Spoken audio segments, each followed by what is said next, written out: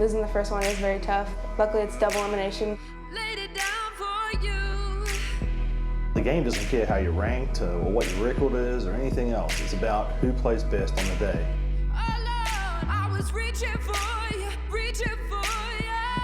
Baylor responds well to adversity and their backs against the wall, and that's what we expect out of them. Coming from the bottom, there's going to be a lot of pressure off of our shoulders, and I think we're going to surprise a lot of people at the end. Knockout game number 2 on Elimination Saturday, and it was Oregon who ended Baylor's season a year ago in Eugene in the NCAA tournament. These two teams meet at the Women's College World Series. The winner moves on, and the loser is headed home. This is the Oklahoma side of the bracket. The winner of this game will move into another elimination contest later on tonight against LSU. On the other side, what a game we had. A wild one. A 5-run frame for UCLA, propelling them to an 8-2 victory. Our next elimination game, the Huskies and the Bruins. With that, we welcome you back into the broadcast booth. Adam Amin, 2-time All-American Amanda Scarborough. Laura Rutledge is with us as well. The Oregon Ducks came in as one of the hottest teams in the country offensively, stymied in their first game. Can they bounce back? They've had some trouble in Oklahoma City. It starts to be a theme for Oregon. Is their offense going to be able to produce? And this year in 2017, they've had a different looking offense. They're scrappy, they're athletic, they have a lot of speed. 98 stolen bases for Oregon on the year. They need to use that speed to generate runs, because that's always a question mark in Oklahoma City. Last 6 Women's College World Series games are averaging 1.2 runs per game. A quality pitching staff in the circle for Mike White, but can they put up the runs back behind them? And that's a question for Baylor, too, offensively. The other night, they spent 6 innings going up against Paige Parker of Oklahoma. Couldn't really get anything going in the heart of their order. That's going to be crucial for Baylor today. Yeah, similar to Oregon, Baylor also has a lot of speed, but the heart of their order right in the middle, 3, 4, and 5. Hawkins, Freidenberg, McGlon. They have so much power. First 62 games, 115 RBIs. However, 0 for 9 the opening round. That was all against Parker. Paige Lowry finished it off for Oklahoma in that opening game for the Baylor Bears. We've got the Ducks and the Bears. The winner continues to play in Oklahoma City. It's coming up next.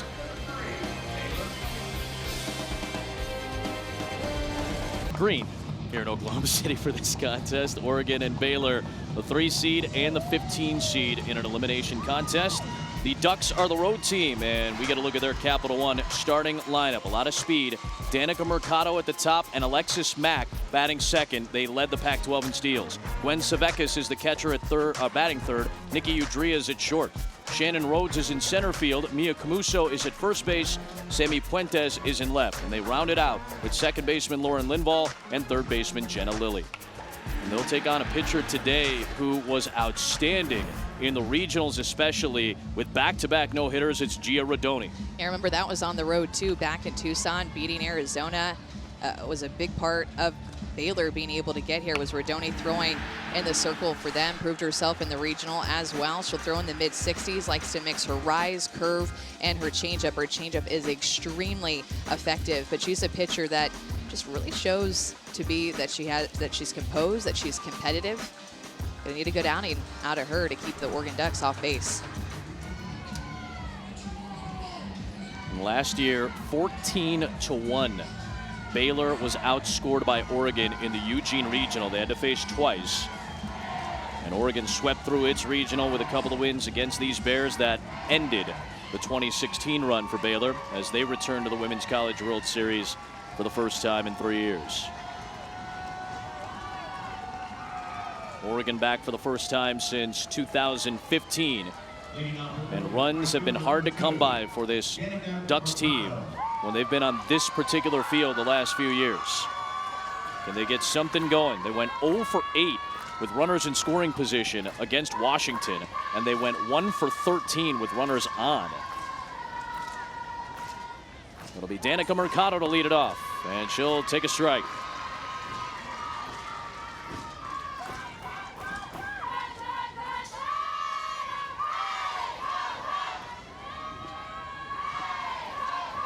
For 4 in game 4 in Oregon's opener. She's a crucial piece to this lineup. When she gets on, when Mack gets on, suddenly the speed and the wheels start to go for the Oregon Ducks.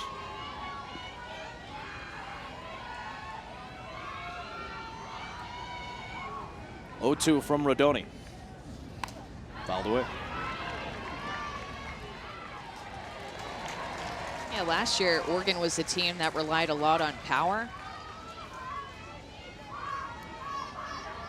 And when you get to the Women's College World Series, sometimes that power tends to go away. You've got to find a different way to win. And for Oregon, unable to score a lot of runs here in Oklahoma City their past few appearances. Close pitch from Rodoni, and it's 1-2. But you think every time that Oregon plays a Women's College World Series game, this could be the game that they break out. Yeah. Here's their chance right now, backs against the wall, going up against Baylor, trying to live a little bit longer in this tournament. Rodoni pitched in Baylor's opener against Oklahoma.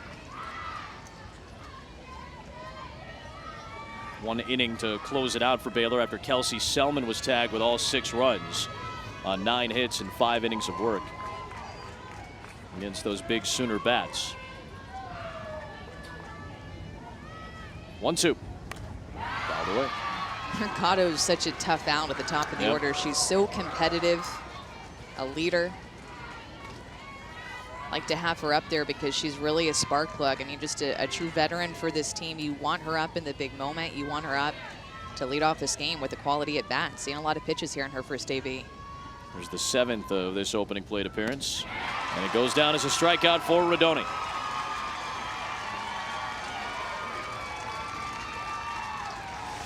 Able to spin this rise ball through the zone.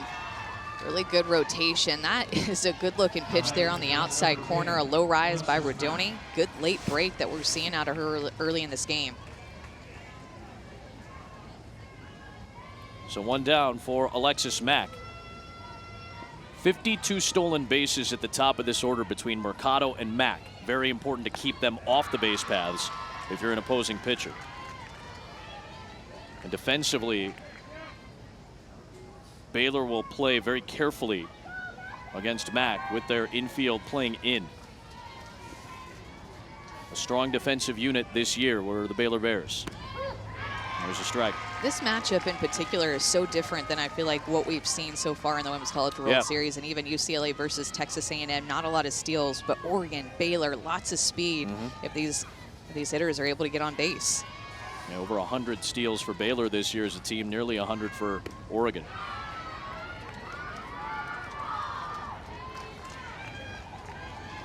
The top of this lineup can be lethal.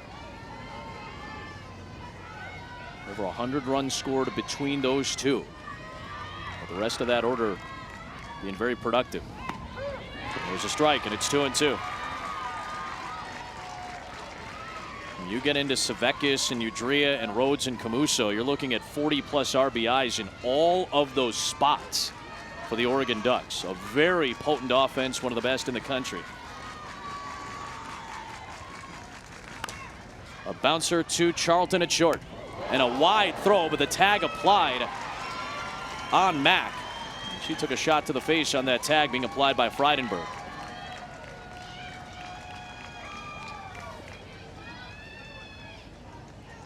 Two down here in the first inning. And Charlton lets this throw go, kind of sidearms it, and it brings Frydenberg up the line right into the face of Alexis Mack running down the line. Unfortunate collision right there as the glove ended up hitting right into her face. No mask that she's wearing, so that's going to be all glove and ball right into her face. Man, Alexis Mack is tough. You could tell that shook her up a little bit, but then she just went right into the dugout, hoping that she's okay. An important part at the top of the order for the Oregon Ducks.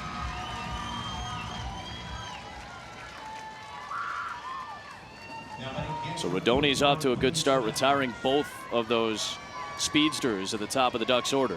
So now faces Gwen Savekis with nobody on base.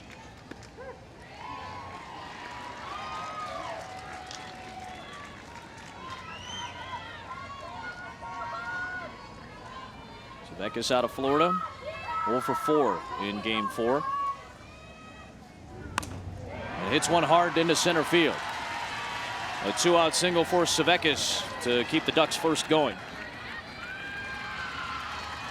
Talked about all the speed that Oregon has in this lineup, but then they also have a little bit of power with Gwen Savekis. Radoni goes basically to the same spot, working the inside corner to Svekis, 2 pitches in a row, and the second time she tries to move it maybe just a little bit more inside. Svekis looking for it, understanding how she wants to throw her, and driving that pitch right back up the middle. So here is Nikki Udria. She's the team leader in homers. Ducks hit 44 home runs this season. 10 of them belong to Nikki Udria. First team All-American this year. There's a strike.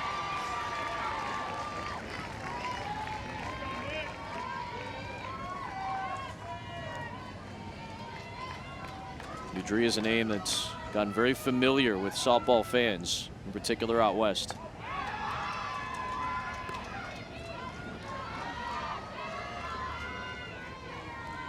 This has been typical for Oregon in the NCAA tournament. They have not hit a home run. 51 hits, 45 of them have been singles. That's such good proof that this is just a totally different Oregon offense. I mean, they had some big boppers in their lineup last year with Linville, Costa, Jerry-Ann Glasgow, who's a GA on the Oregon team, Alyssa Gillespie. This one to short. Good pick by Charlton. That'll end the inning. 95 home runs a year ago for the Oregon Ducks. Just 44 this year. They get a duck aboard, but stranded here in the first. As we got set for Baylor and Oregon today, the Bears will come to bat, averaging about 4.5 runs per game this season. And here is their Capital One starting lineup. All-time hits leader for Baylor is Lindsay Cargill at third. Kyla Walker is in left field. Ari Hawkins is at second base. Shelby Frydenberg at first. Shelby McGlawn is the DP. Speed with Jesse Scroggins in the 6th spot in center. Taylor Ellis behind the plate. Caitlin Charlton at shortstop. And Madison Kettler is in right field. And they'll take on Miranda Ellis out of Crown Point, Indiana. 2-0 so far in the NCAA tournament. She'll get a crack here. A couple of freshmen on the staff for Oregon, as well as a sophomore in Kleist, and Ellis being a freshman getting the start here today. She is the hardest thrower on the staff. She'll bring in the upper 60s, has a natural peel drop ball, has heavy movement to it, has good command too of her flip changeup. Likes to stay down in the bottom of the zone, will move up in the zone kind of just for show. Not huge strikeout numbers this year for Ellis. Less than 1 per inning pitched, but very low walk totals, very low opponent batting average, and a lot of weak contact against the freshman, who is 11-0 this year. Makes her Women's College World Series debut against Lindsay Cargill. And Cargill takes down and away. You can see registering 70 miles an hour the first pitch that she throws. Yep. I'm excited to see that compared to the flip change in person. We haven't gotten a chance to see it in person yet.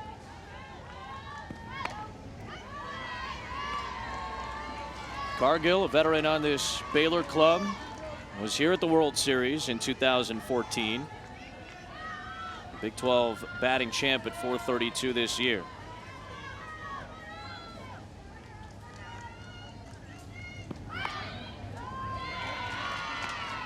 And Baylor made their incredible comeback in 2014 against Kentucky, down 7-0, coming back to win 8-7. Cargill was a big part of that comeback for the Baylor Bears, their last trip to the Women's College World Series.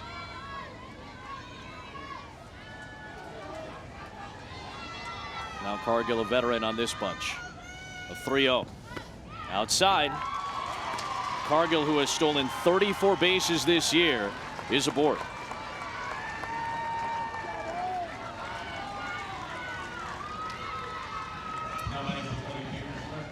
On base of nearly 480 for Cargill this season. Has only been caught 6 times trying to steal in 40 attempts. So here is Kyla Walker.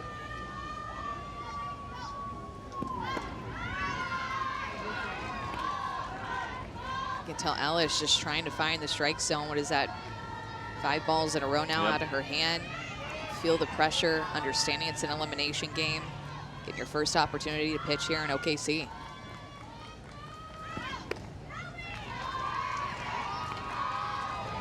And And to me, she's just moving really tight. She doesn't look loose at all. I noticed it even in the first pitch, that it's almost like she's trying to force it, which there's no surprise why Oregon's head coach Mike White, who's also their pitching coach, is going to come out and talk to her in the circle.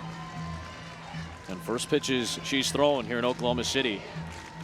Megan Kleist went the distance for Oregon in their loss against Washington on Thursday night. So this is the first action she's getting in the Women's College World Series. Mike White in his 8th year as the head coach of the Oregon Ducks. Came to the United States in 1980 from New Zealand. Eventually landed in Cedar Rapids, Iowa. Went to Mount Mercy College, played golf there, met his wife there. Eventually moved to Sioux City, Iowa. All 3 of his daughters were born there. Still spends some time in the winter back in New Zealand, but he's done a great job with this Oregon Duck program. The question is, can they break through now? They've been here a handful of times. Is now the time for Oregon to make a deep run?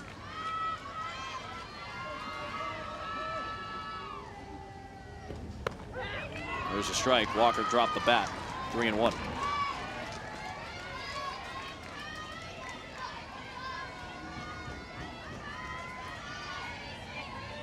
Big spot for this freshman, Ellis.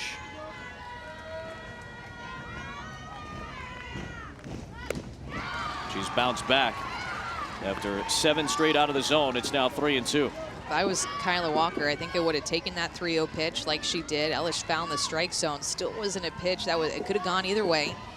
And then Walker swings at the next one, which had the potential to be ball 4. Yeah, no reason to help her out right now. That's outside. And the first 2 have reached via the walk. Laura Rutledge was down on the field. She told us that Jenna Lilly, the third baseman, was yelling out to Ellis, hey, be you out there. And Ellis is a hard thrower with a good changeup, trying to get settled in right now.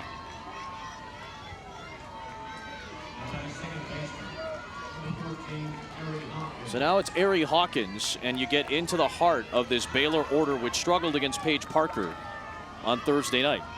But Parker, a lefty, now getting a different look with Ellis, the right-hander. There's a strike. You can see, too, she's really throwing to the arm side of the plate, too, whether it's a lefty or a righty up to bat. Still working that drop ball right at the knees.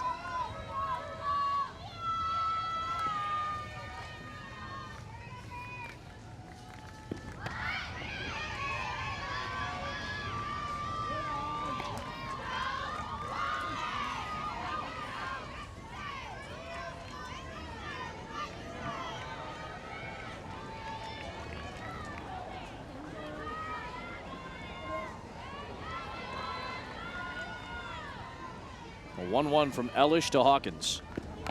Late bunt shown and fouled. 1-2.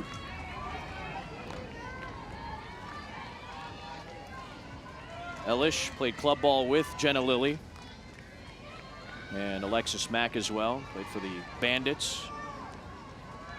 The #1 recruit in the country was Miranda Ellis, 3-time Gatorade Player of the Year in the state of Indiana. 1-2. Went off speed, and Hawkins rips it foul. And there it was, that flip change, but she got really lucky because on a 1-2 count, that pitch was about belt high. Ari Hawkins, a player for Baylor that does have a lot of power. 10 doubles, 5 home runs. But look at that location there. Yeah. Svek is anticipating that pitch to be much further down in the zone. And that's where she needs it. Can't leave a changeup hanging out over the plate against these hitters. Throws her that time. Called strike 3 at 68 after she threw the changeup in there. Maybe that gets her settled down. After that changeup, she follows it back up with some speed, 68 miles an hour, the pop of the glove. Quickly getting in there, but I'm going to be pretty honest. This pitch looked like it had a lot of plate on it. That is right down the heart of the plate. Hawkins, you got to lift your bat and swing at that. Yep. Here's Frydenberg. That one in there for a strike, but Again, still trying to find the corners right now. That seemed like it was bleeding a little bit over the middle. That's why it's just so important to throw strikes. Good hitters are even going to get themselves out. Even a good hitter like Ari Hawkins takes that pitch that's down the middle. That's a better pitch, much better pitch on the corner. And then you start to get more comfortable. Then you start to get more in rhythm and feel like you can do it.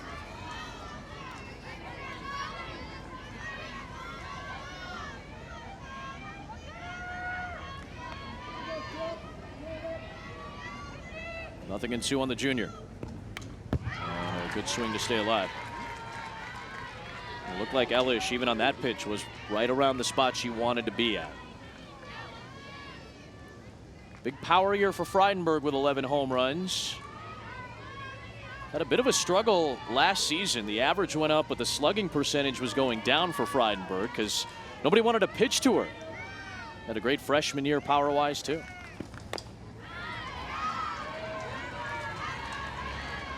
She had 18 home runs as a freshman. So all of a sudden, when you do that as a freshman, pitchers aren't going to want to pitch to you as much. So that frustrated Frydenberg a little bit, but she made the adjustments at the plate and bounced back this year with a very strong offensive season.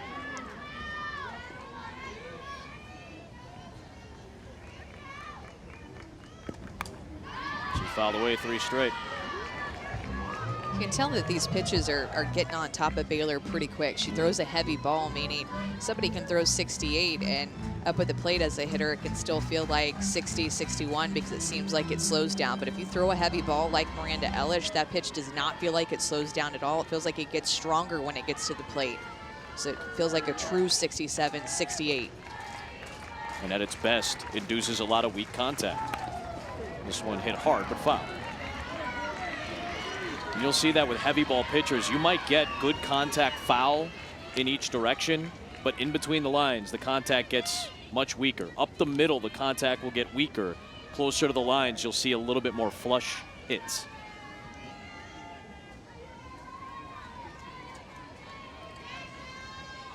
Another good at bat worked here by a Baylor Bear in the first against Ellis. A couple of walks and a strikeout so far. Down and inside. Frydenberg getting a lot of looks off of Miranda Ellis, and that's when that speed starts to not become as much of a factor because she starts to time her up within the at-bat, battling an 0-2, 1-2 count. Really getting a lot of looks off of Ellis.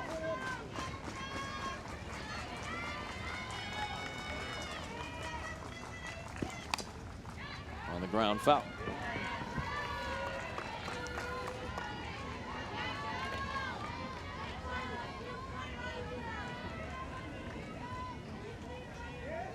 This is just the 4th batter for Baylor, already 23 pitches.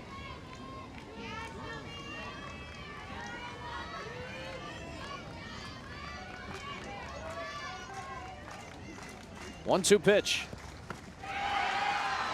2-2. Man, that's a call too. You're Miranda Ellis. You want that call to go your way. I don't know where this missed. As a pitcher, I want this to be called.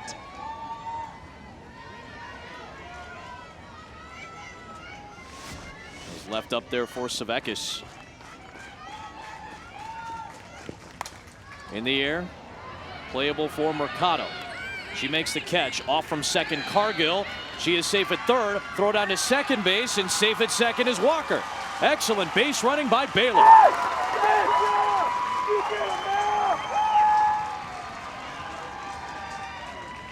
That's the speed. They're the Rabbits up at the top of the order for a reason, and you kind of forgot about them because Frydenberg's at bat was so long, but they were still at second and first base. Getting a good read here to deep fly ball to right field. Could have even been a little bit deeper, but Cargill being aggressive to get into third base, and then Walker back behind her, the backside runner following along. Got to know who's in front of you, know who's behind you when you're out there running bases. Cargill and Walker very familiar on the base paths together. So now it's Shelby McGlawn. Hard hit to second, and Ellis's defense will get her out of the jam. A fist pump from Ellis as she heads back to the dugout.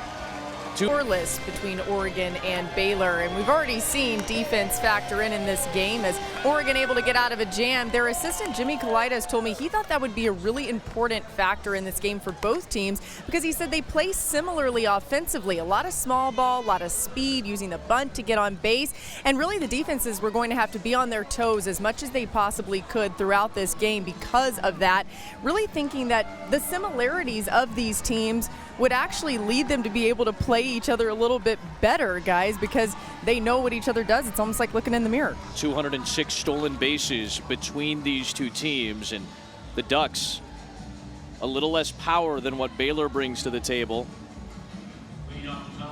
over the course of this NCAA tournament, but Ducks have actually had more home runs than Baylor this season, believe it or not, even though they haven't had one in the tournament thus far. Shannon Rhodes will lead things off in the 5 spot for Oregon against Rodoni.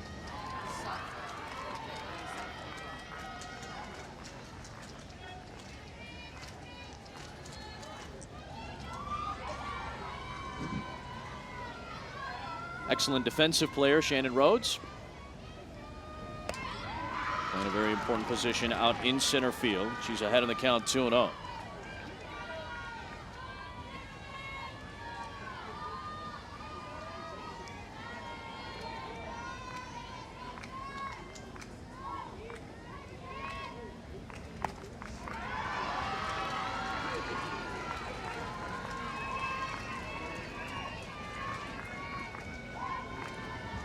Baylor's first trip to the World Series since 2014. That was the last time Oregon won a game. Oregon lost 2 straight in 2014 to close out their run, then went 0-2 in 2015. Losses to UCLA and Alabama. Trying to snap that skid. There's a walk from Rodoni to start off this second inning. Looked to me within that at bat, beginning the second inning, that Rodoni's arm circle was a little bit different. Almost looked like she was cupping the ball as she went around her arm circle, and just didn't quite look the same to me as what she did in the first inning, even losing a few miles per hour off of her pitches.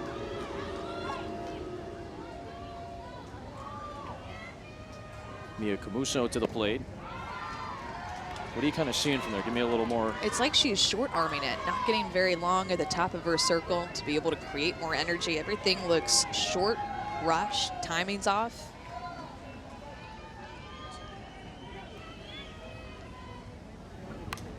Fouled away.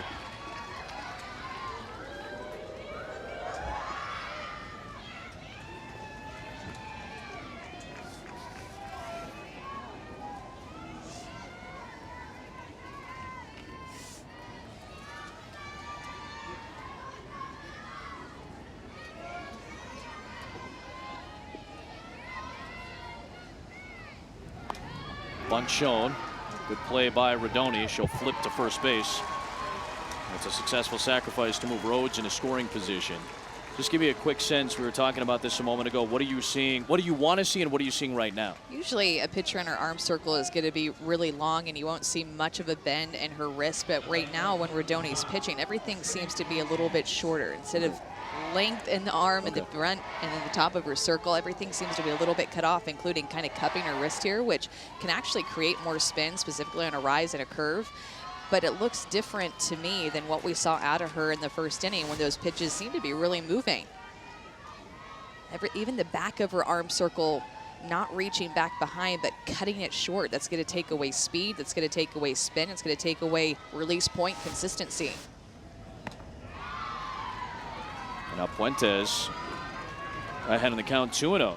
So some control issues in this second inning that Amanda was talking about.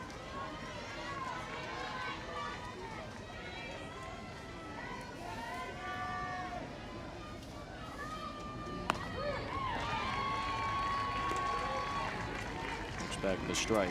You know, sometimes when a pitcher gets a little bit nervous, I noticed it's the same thing with Miranda Ellis to begin the game. She was tight in her windup. She didn't look very smooth with letting her arms go back and relaxed. You just start to change things. That one gets passed into center field. Rodoni couldn't get enough of a quick reaction on it. On a good hit by Sammy Puentes. Runners at the corners and only one out here in the Oregon second. To me, it's just really taken away from her command and her location and her movement.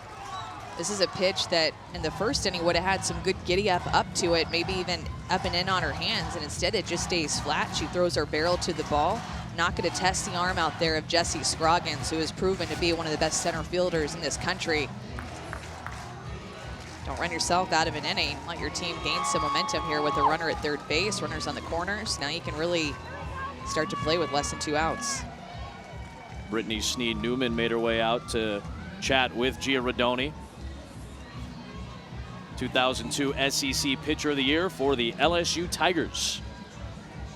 That was when Glenn Moore, who was the current Baylor head coach, that was when he was the head coach at LSU. Also played for Yvette Girard as well. Here is Lauren Linville. RBI chance. And a runner takes off from first base in Puentes. She'll get the easy steal. We've seen Oregon be very aggressive in this World Series already, running the base paths. Runner at first and third. Puentes is going to get a good jump, going hard, and defensively Baylor choosing just to let that one go. Nice shot by Rodoni to bounce back with a strike. And Oregon ran themselves into a couple of outs in their opening game against Washington, but not afraid to be aggressive.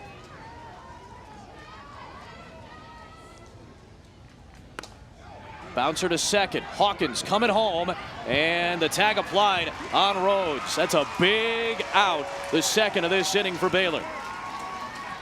Fielder's choice goes 4-2. Hawkins looked a little bit indecisive whenever she fielded this ball, and Rhodes is going to be at third base, getting the lead. She made a quick decision, just Hawkins able to come away with the play. Ground ball to the right side, you're going to be able to score a run, maybe a little bit of a late break for Rhodes, trying to avoid a collision at home plate, because, I mean, we have seen a lot of those here in the Women's College World Series so far. Puentes made it to third, and here is Jenna Lilly. Runner takes off from first. Once again, there was hesitation by Linville, so clearly trying to see if she could bait Ellis into throwing to second base. Oregon will gladly take the free pass to second. And now Lilly trying to deliver. And that one gets away from Ellis. In from third, Puentes, and the Ducks take the lead.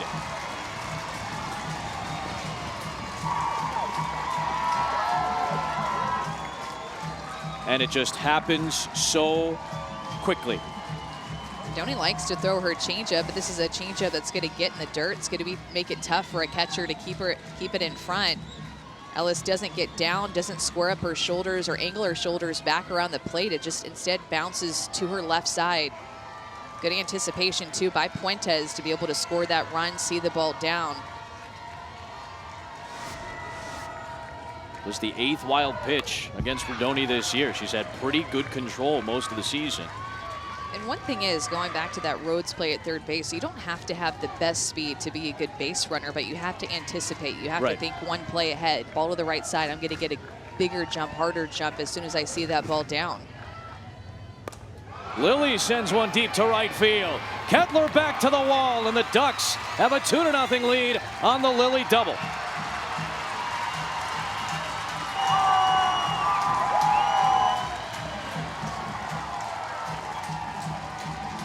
You thought, Amanda, this could be a game where Oregon breaks out. It's only 2 runs, but they're looking sharper at the plate. 2 early runs in this game is important, especially getting Jenna Lilly going down at the bottom of their order. 1-2 pitch. This pitch was way too close to the zone. Lilly, who has proven herself, had some hard moments this season, but proven herself as a softball player for Oregon. A big-time leader for Oregon. Her teammates love her. They love to play with her. And that's going to get them even more fired up, the fact that Jenna Lilly was the one that got that big hit.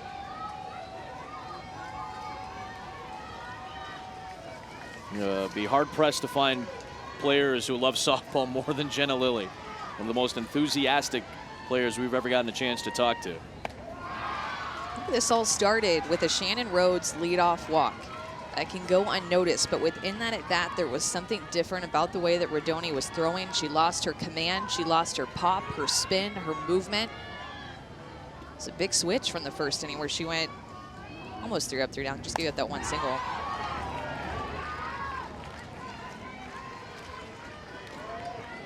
And to see Oregon get an extra base hit off of Rodoni, that's been a rare sight.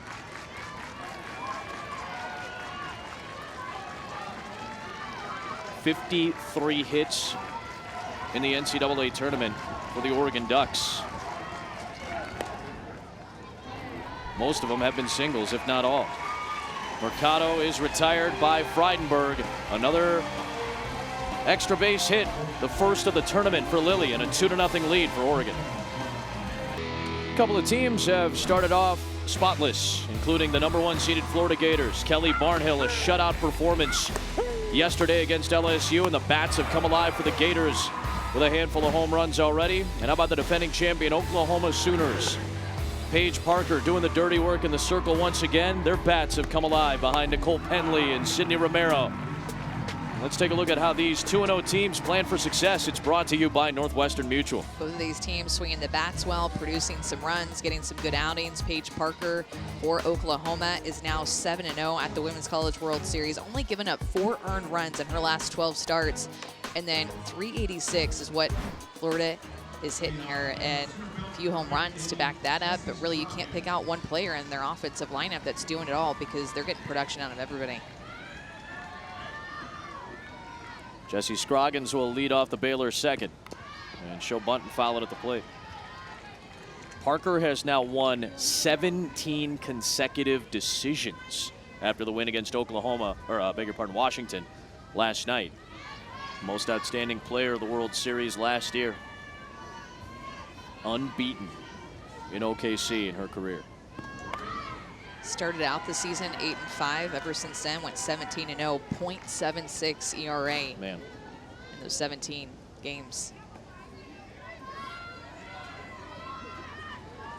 Ball and a strike on Scroggins, having a very solid season. Puts down the bunt. Lily, the bare hand. A slide at first, and the throw is in time by Lily. I'm always wondering if running through is going to be a better way to get there or not. I think it's always a better way to get through first base.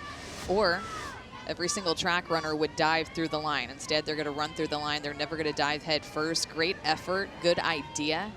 Lily was able to pick that ball up and get rid of it quickly, but always running through, I think, is your best bet. Here's Ellis taking ball 1.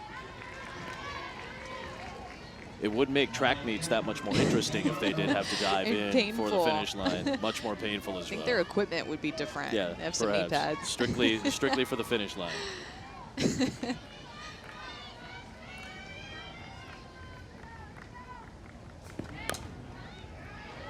Ellis took over as the main catcher for this team after the veteran Robin Landreth graduated. They lost a lot. This Baylor team from last year, which saw its season end in Eugene. They lost a 400 hitter and their third baseman, Sarah Smith. Lost their top power hitter in Lindsay Hayes in right field. And now the rains have begun to fall here in Oklahoma City. Been flirting with it all weekend long, and finally some of the rain has found its way to Hall of Fame Stadium.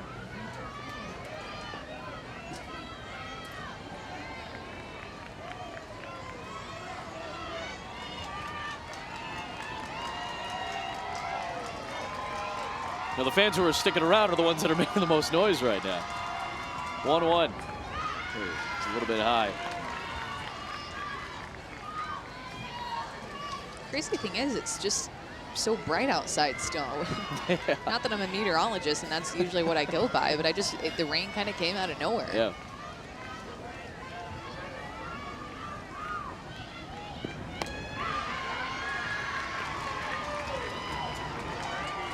Oklahoma in June.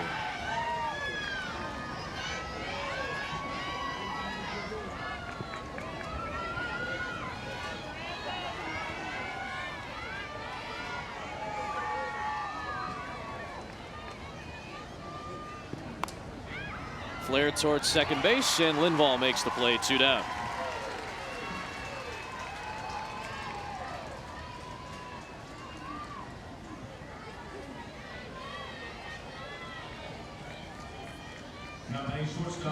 Towel brought out to Ellis. We'll get to the rosin bag and get to the towel.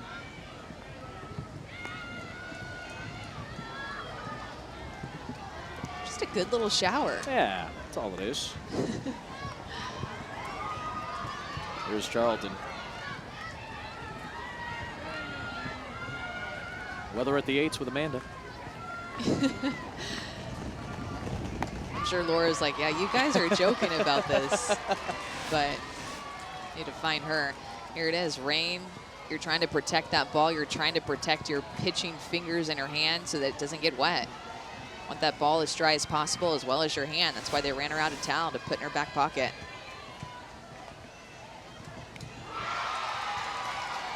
Nothing in 2. Come on, you guys are out in Eugene. You're used to this. This is Oregon weather right now.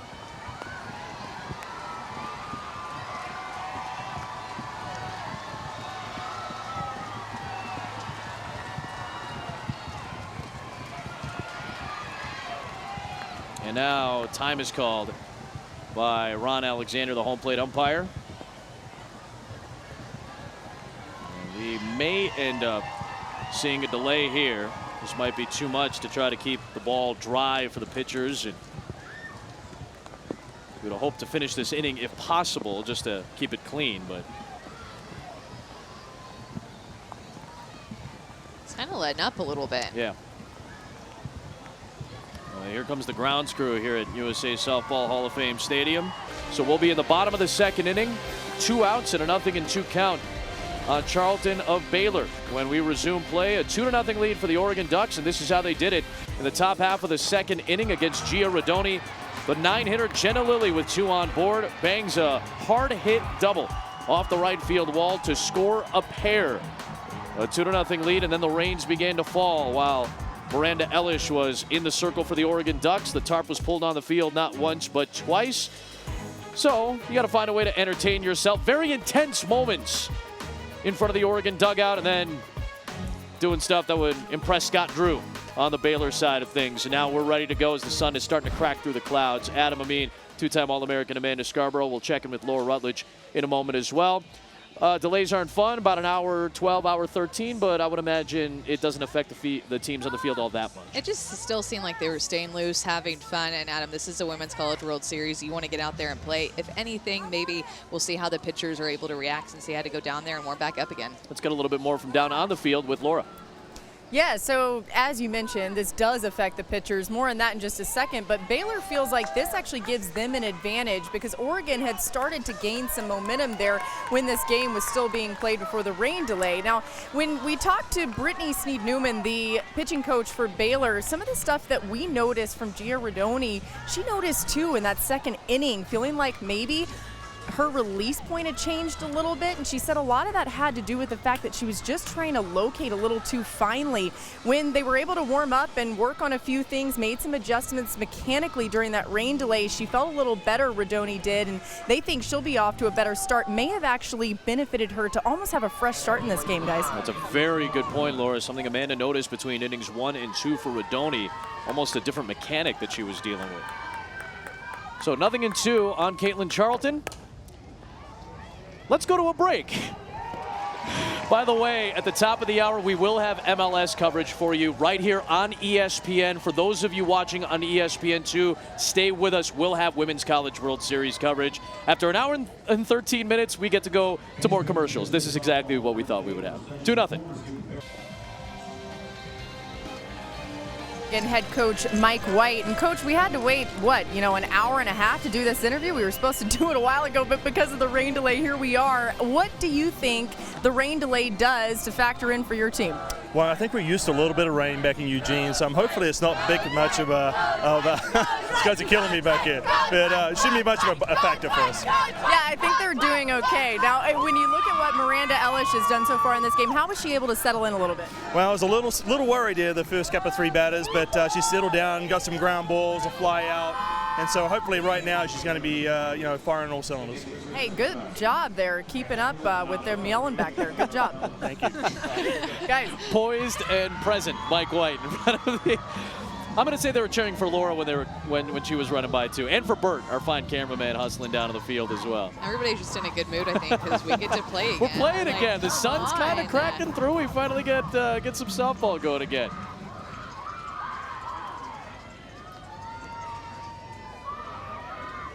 So here we go with some blue finally up in the sky. And Baylor will go back to work with Gia Rodoni in the circle, working with a new catcher in Sydney Christensen. And Taylor Ellis moves from catcher to shortstop. And the 2-hitter for Oregon, Alexis Mack, will lead off the Ducks half of the 3rd inning.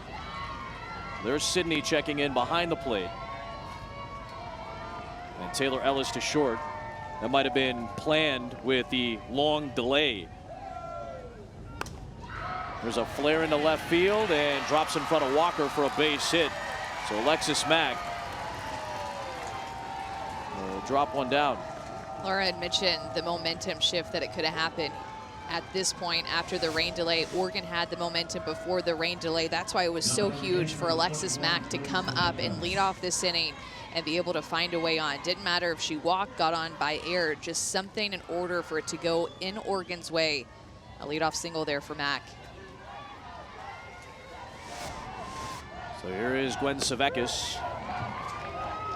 Don't forget that Alexis Mack at first base, the top base stealer in the Pac-12 with 27 bags lifted this year.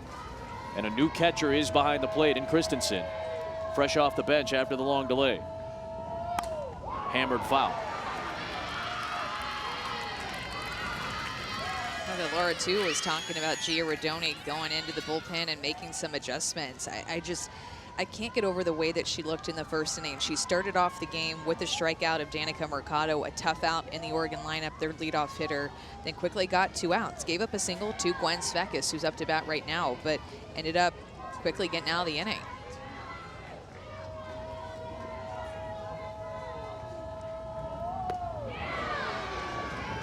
Peel down to first base, no swing, says Cody Little. So Savekis still alive. It's a pitch that Rodoni loves to throw. That's her changeup. Falls off the table. Svekis being able to hold back there. Getting a little bit fooled at the release point of that pitch.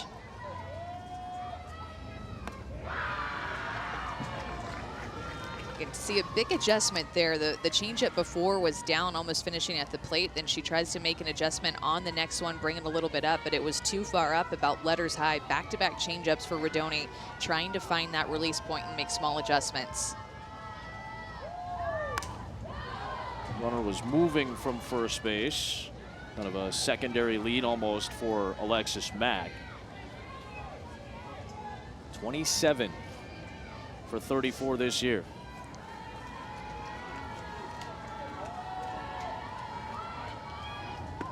Way out in front. And that is a strikeout for Gia Rodoni.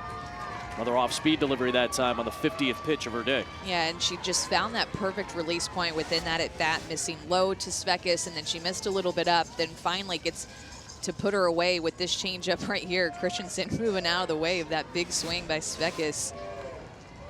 Big out, though, for Rodoni. So here is Nikki Udria. Little tapper foul.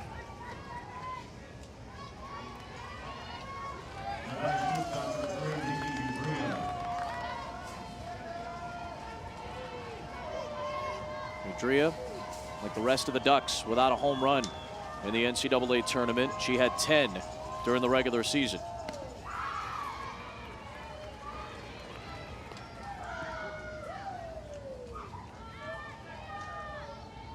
This is an elimination game after that hour and 13-minute rain delay. Oregon with 2 in the top half of the 2nd inning. The winner of this game moves on to face LSU in an elimination game tonight. Taking off from first, Mack on a pitch that was in the dirt. She's into scoring position. A wild pitch.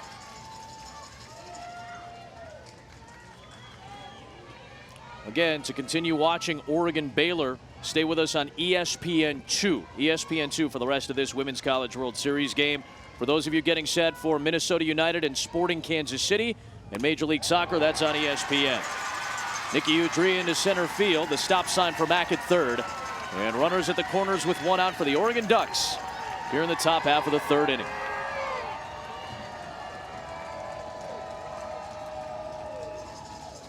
Already the 5th hit of this game for Oregon, just seeing the ball well out of Rodoni's hand. Again, it's so important for Oregon to continue their momentum that they built in that 2nd inning where they scored those 2 runs. Bring that after the rain delay into the 3rd inning and continue to try to push across runs. OGE Energy Field at USA Softball Hall of Fame Stadium. Elimination contest between Oregon and Baylor for the Women's College World Series. Throw down to second base. Tag was missed, though, as Udrih got underneath Ellis. So now runners at second and third with only one out for the Ducks in the top half of the 3rd inning. Already on top 2-0. Kelsey Selman will head down towards the left field bullpen for Baylor. A straight steal for Udrih here to second base, and Baylor's defense letting that throw go through.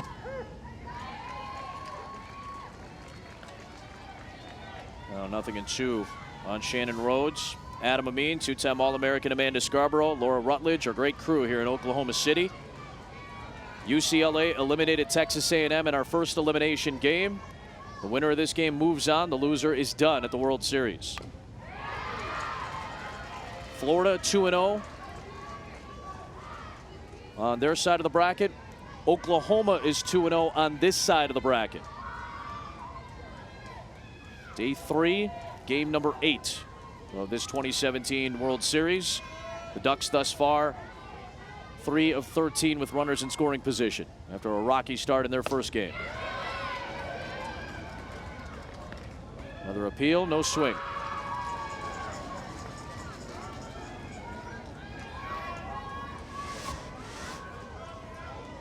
This one a little closer.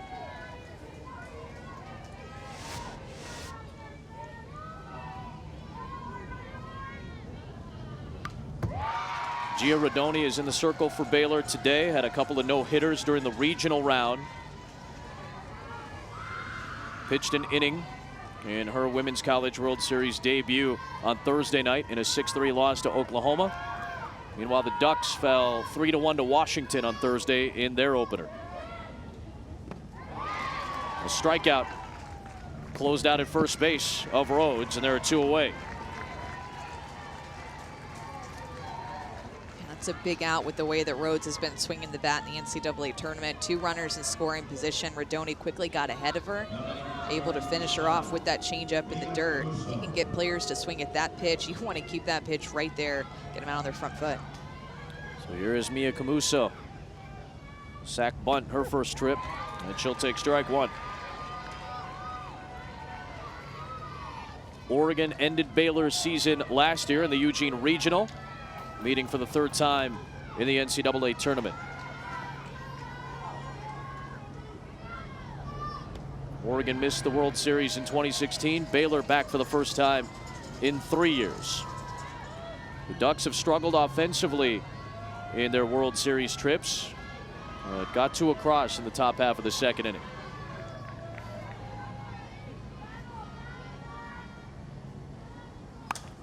In the air to left. Walker has to race back, and it's over her head to drive in 2. Mia Camuso makes it 4-0 Ducks in one of their best offensive games at the World Series that we can remember.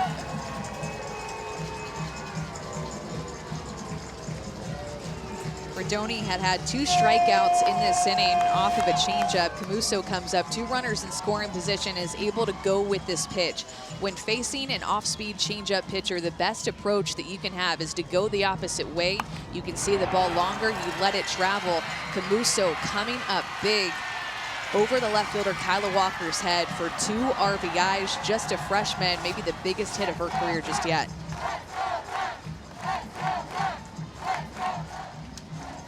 Rodoni is going to be done. And Glenn Moore will have to turn to Kelsey Selman, who took the loss in Baylor's opener against Oklahoma. 4-0 Ducks in the third in this elimination game. World Series, 2 in the second, 2 in the third for the Oregon Ducks, who pushed Gia Rodoni out for the Baylor Bears. And Kelsey Selman, who suffered the loss in Baylor's opener, takes the circle trying to limit the damage.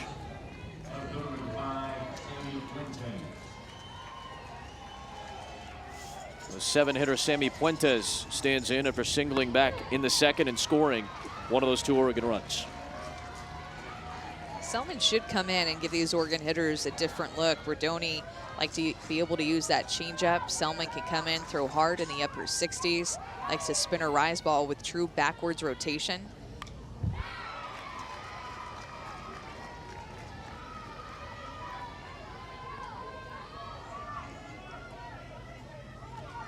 He pitched in the World Series for LSU a couple of years ago, so got comfortable pitching for the Tigers in 2015. On the ground, past third, and foul. You'll notice too that when she's pitching, she has a very unorthodox delivery. You'll notice that she has a lot of movement. She has a high leg kick in her stride. Seems like her head and eyes move around a lot. It really sticks out when you watch her pitch.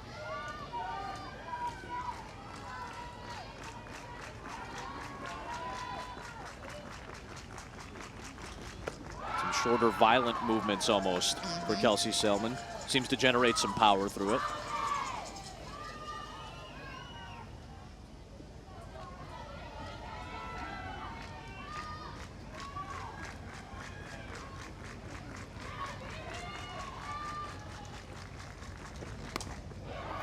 Popped up towards left field. Coming on is Walker with the basket catch to end the inning.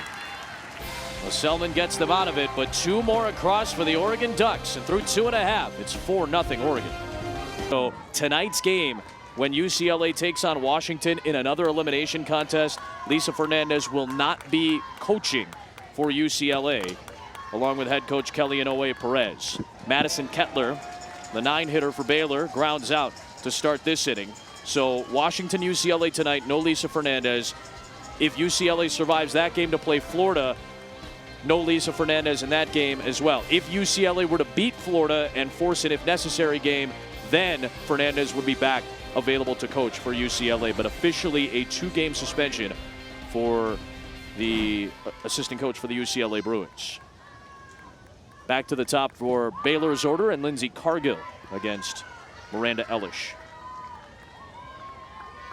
That is impactful. Remember, Lisa Fernandez does so much work with the batteries. She does work with the defense. She's involved with hitters. She plays as integral of a role as any assistant coach on any staff in the country. Cargill chops one to the first baseman, and the throw by Camuso goes over Linville, backed up by Mercado, and into second base safely goes Cargill. It'll be a throwing error on Camuso. Speed is always going to be able to put pressure on a defense, to be able to be crisp, sharp, on top of a play. Camuso fields this ball, sets her feet, but just lets go of this a little bit too late. Almost tries to force it to Linville, who's covering from her second base position. Trying to create that lane coming from the left-hand side, Camuso is, but no way Linville is able to even attempt to catch that ball. And good base running by Cargill to get to second base. So here's Kyla Walker. Fouls it at the plate.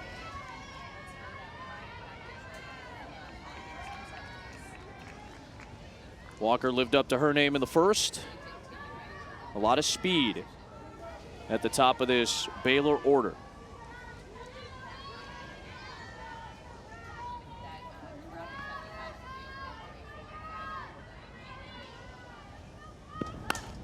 Hard hit, snared by the shortstop, Udria. The throw back to Linville, and they'll get the lead runner. Cargill's retired. Excellent snare, first off, by Udria. And then they get the lead runner for the second out in the third. The left side of the infield for Oregon is very strong with Lily and Udria, who have played next to each other for a few years now. But there, I don't even think Udria was expecting Cargill to be right there in her back pocket, not even making that throw to first base, but getting Cargill, who was just itching to get to third base, 60 feet closer to scoring for the middle of the lineup, who's coming up for Baylor. So now nobody in scoring position for Hawkins as you get to the 3 spot. It's a pretty difficult read. If you're Cargill, you see that ball get through one defender, you're thinking, all right, I'm home free. And that's how good that play was by Udrea. That's why you have to be able to see the ball through. And also just wait for her to throw to first base. She would have been able to make it to third.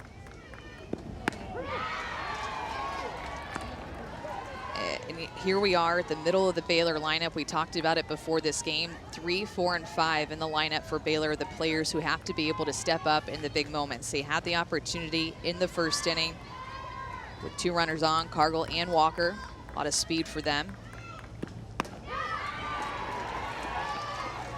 They went 0 for 9 against Oklahoma, 0 for 3 the first time through the order. That's Hawkins, Frydenberg, and McGlawn, the 3, 4, and 5 hitters for Baylor. They provided much of the punch for the Bears this year. Slowly hit to second base, and Linville will close out the inning. Some strong defense behind Ellis. We'll chat with Glenn Moore, the head coach of the Baylor Bears, on the other side of this break. His team trails 4-0 in this elimination game.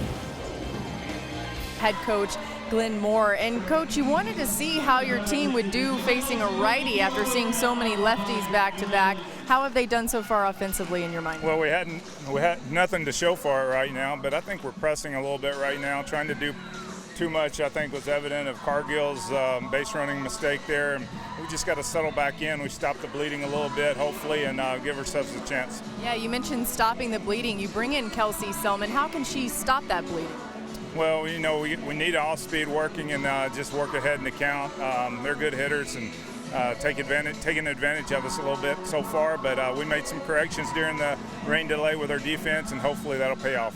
What were those corrections? Well, it's just a defensive coverage and a couple of busted coverages there that we actually dealt with in our first game. So hopefully we'll fix them and won't happen anymore. We were given, you can't give up second on a first and third every time. You know, that puts 2 runners in scoring position.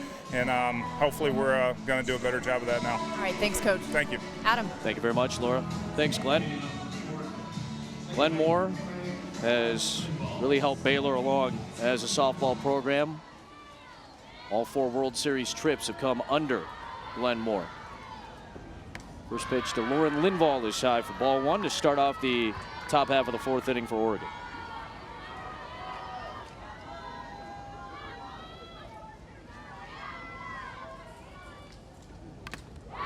Off the mask of Christensen in for her 2nd inning of work behind the plate.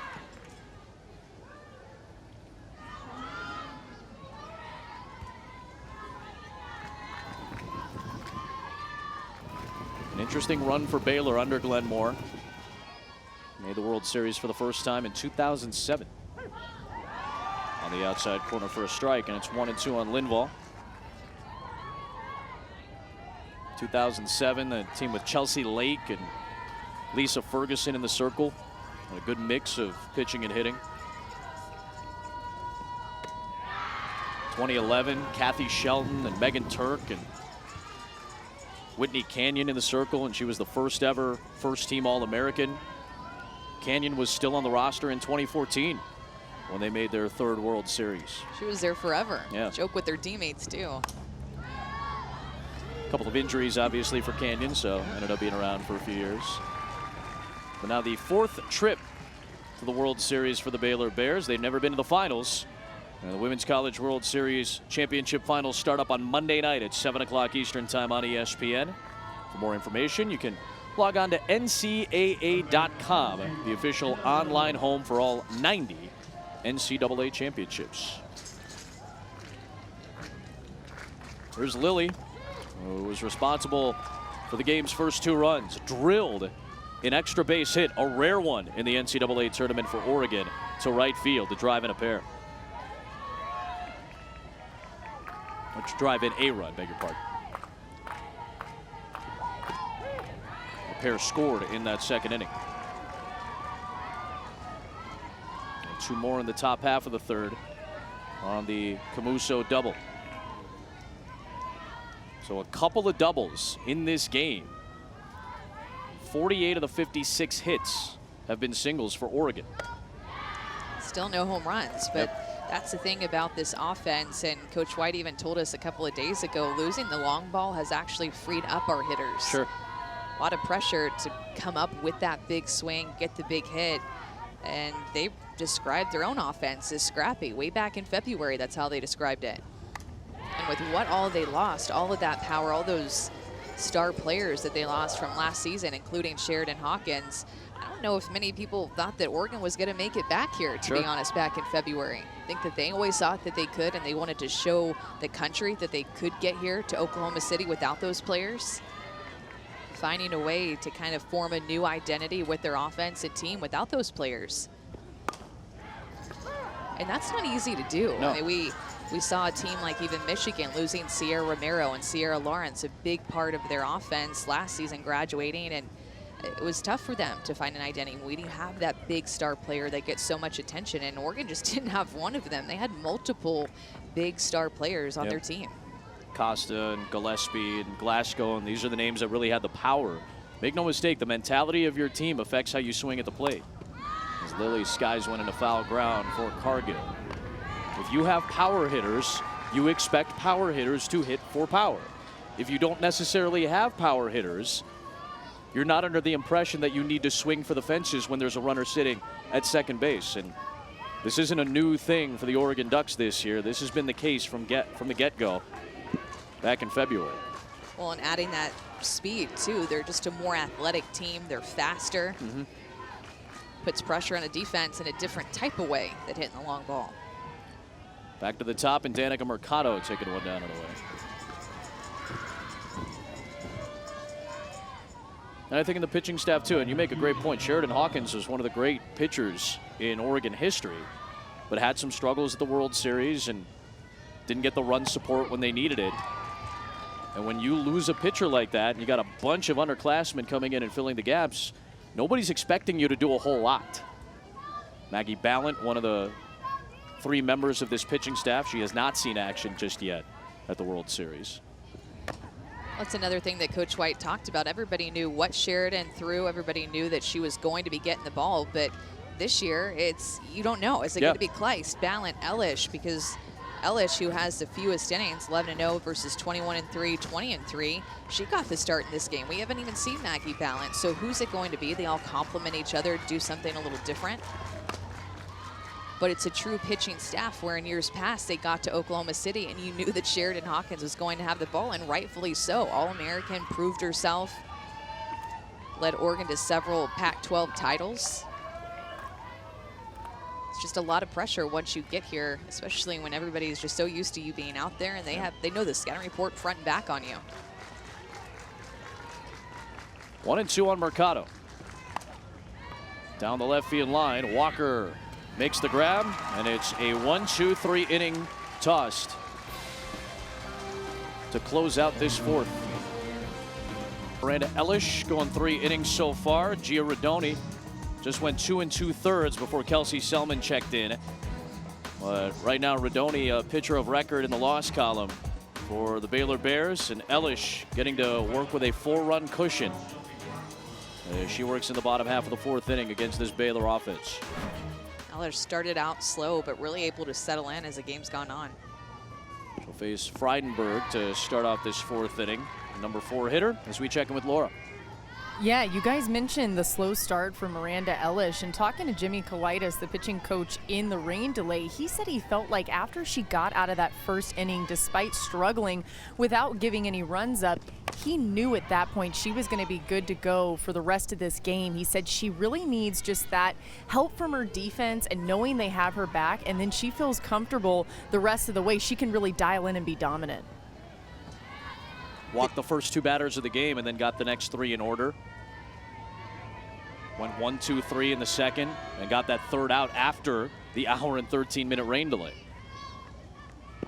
The difference for me in this game were those 2 walks and then Hawkins striking out on a pitch. And I mean, Adam, it was right down the middle. Yeah. The next pitch to Frydenberg, another miss that was right down the middle. They let Ellis get away with those mistakes and a couple of free passes right in the heart of their order. This one sent pretty deep to left center field, but playable for Rhodes. Runs it down for out number 1. And because they were able to let her get away with those mistakes. They let her get comfortable, like, oh, okay, I don't have to be perfect. I can miss, and I know that I can still get you out. And that, to me, was a turning point for Miranda Ellis. No doubt in my mind, the looking strikeout of Hawkins, and then be able to really fight through a Freidenberg at bat and be able to get her out with runners on. That ended up being a double-digit pitch at bat against Freidenberg. Got her to fly out in the first inning.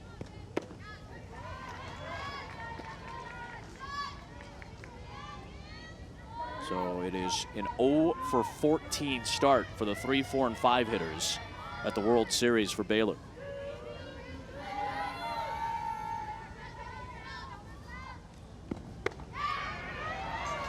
Coach Moore had mentioned too, and we talked about it a couple of days ago, how tough the pitchers were that they've had to face to even be able to make it to the Women's College World Series. Megan Good of James Madison, they traveled to Waco to face Baylor in their regional, and then Danielle O'Toole for Arizona.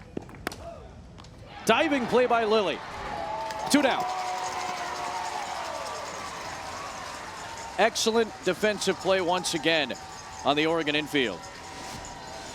She can do it on defense. She can do it at the plate. Just robbing a hit here, trying to make its way through the 5-6 hole. Coach White told us the other day, I'm always reminding Jenna that she is the best player on this team when she wants to be. And man, in an elimination game, the quote-unquote best player on this team is stepping up in a big way.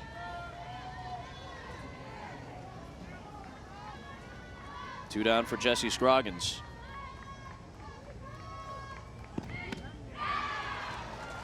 Talked about it. Softball's coming back to the Olympics in 2020, and some of the names and faces you get familiar with here in Oklahoma City are going to be a part of that team. Jenna Lilly right in that mix.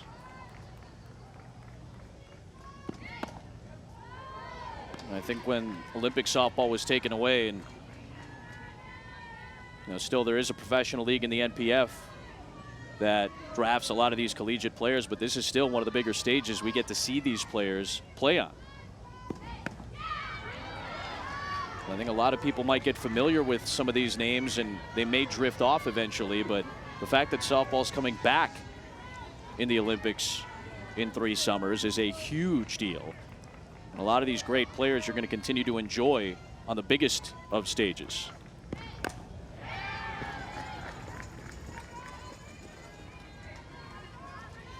Balls and 2 strikes on Jessie Scroggins. There is Jenna Lilly in the uniform. You said it earlier, just a player who loves to play the game. You can just tell with the way that she plays defense, with the way that she just stands in the dugout. She loves this game.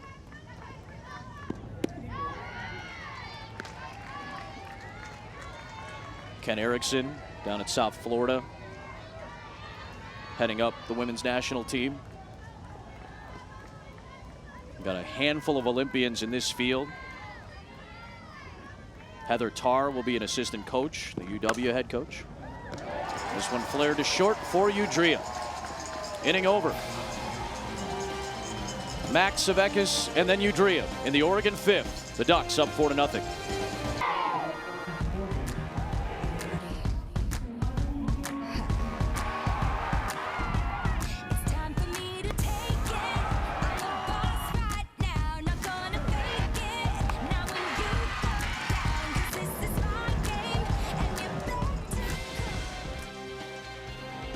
Back in Oklahoma City in the Women's College World Series. On the Oklahoma side of the bracket, we're playing an elimination game. Oregon on top of Baylor 4-0. The winner gets LSU tonight. The winner of that game moves into the semis. They would have to beat the Sooners twice to advance to the championship series.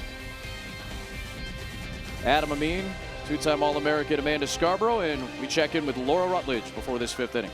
Yeah, Adam, Mike White really firing up his offense before this inning, saying, hey, we can't be satisfied with just 4 runs on the board, reminding them this is an elimination game. I'm sure they didn't need that reminder, but reminding them also to stay aggressive. And he said, if you get on base, keep running. He wants them to not let up. He said, we cannot let Baylor get back in this game. Baylor, very similar to Oregon, as Alexis Mack bounces it to short. Low throw, though, from Ellis, and Freidenberg can't dig it out. Remember, after the delay, Ellis moved from catcher to shortstop. So that was the first time she was truly tested. It will be an infield single, though. Big reason why that Oregon's offense has cooled down a little bit is because Kelsey Selman entered the game a different look than Gia Radoni for Baylor, who started the game because of her upspin. The way that she creates that backwards rotation and get the ball to move up in the zone creates a lot of pop flies. And she's been able to get 4 pop fly outs in a row. Before that, Alexis Mack, ground ball to the shortstop. You put the ball on the ground, you use your speed, you make a defense, make a play. And that, she could have been out had Baylor successfully been able to make the throw to first base, but that's what speed does to you. That's what happens when you put the ball on the ground and do not pop up with the Kelsey Selman rise ball that she's been throwing very well in her relief appearance. You talked about that speed right on display there.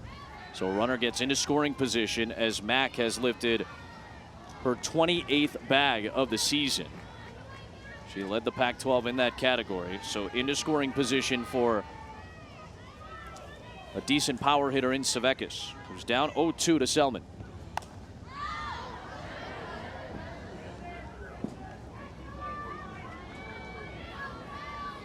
An emotional year for Gwen Sevekis. Her mom, Holly, battling stage 3 breast cancer this year. Actually got to travel from South Florida to deliver the first pitch at their team's strikeout cancer game. A very cool moment for Gwen Sevekis and her mom. Now she goes on strikes. Again, Selman going back to that rise ball, this time for a strikeout, but getting Sevekis way out of the zone. The change of pace that Selman's brought to this game has been so important for Baylor to be able to try to shut down Oregon. Here's Udria. Base hit, a stolen base, and a run scored in the Oregon third.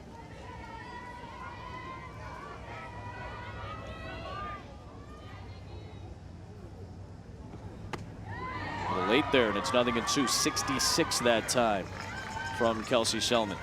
We did talk about, too, not only does she have that spin, but she does have the very unorthodox delivery that can play tricks with your mind if, as a hitter, you pay too much attention to it. A lot of movement throughout her delivery. Chris Drum says no swing, so Udria is still going at 1-2.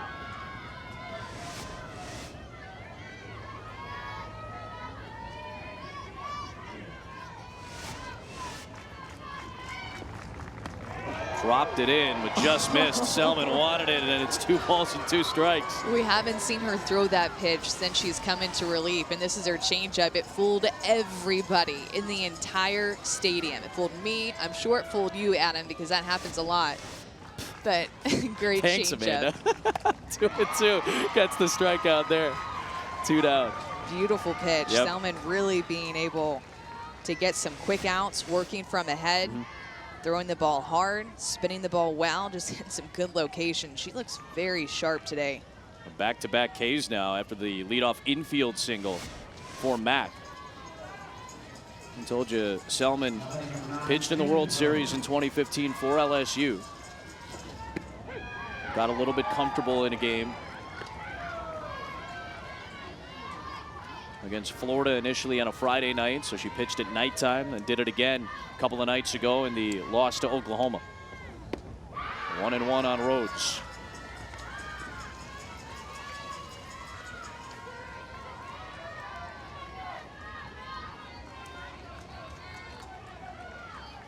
Batted around a bit, gave up 9 hits and 6 runs, all earned on Thursday night, but as Amanda mentioned, much sharper out of the gates here.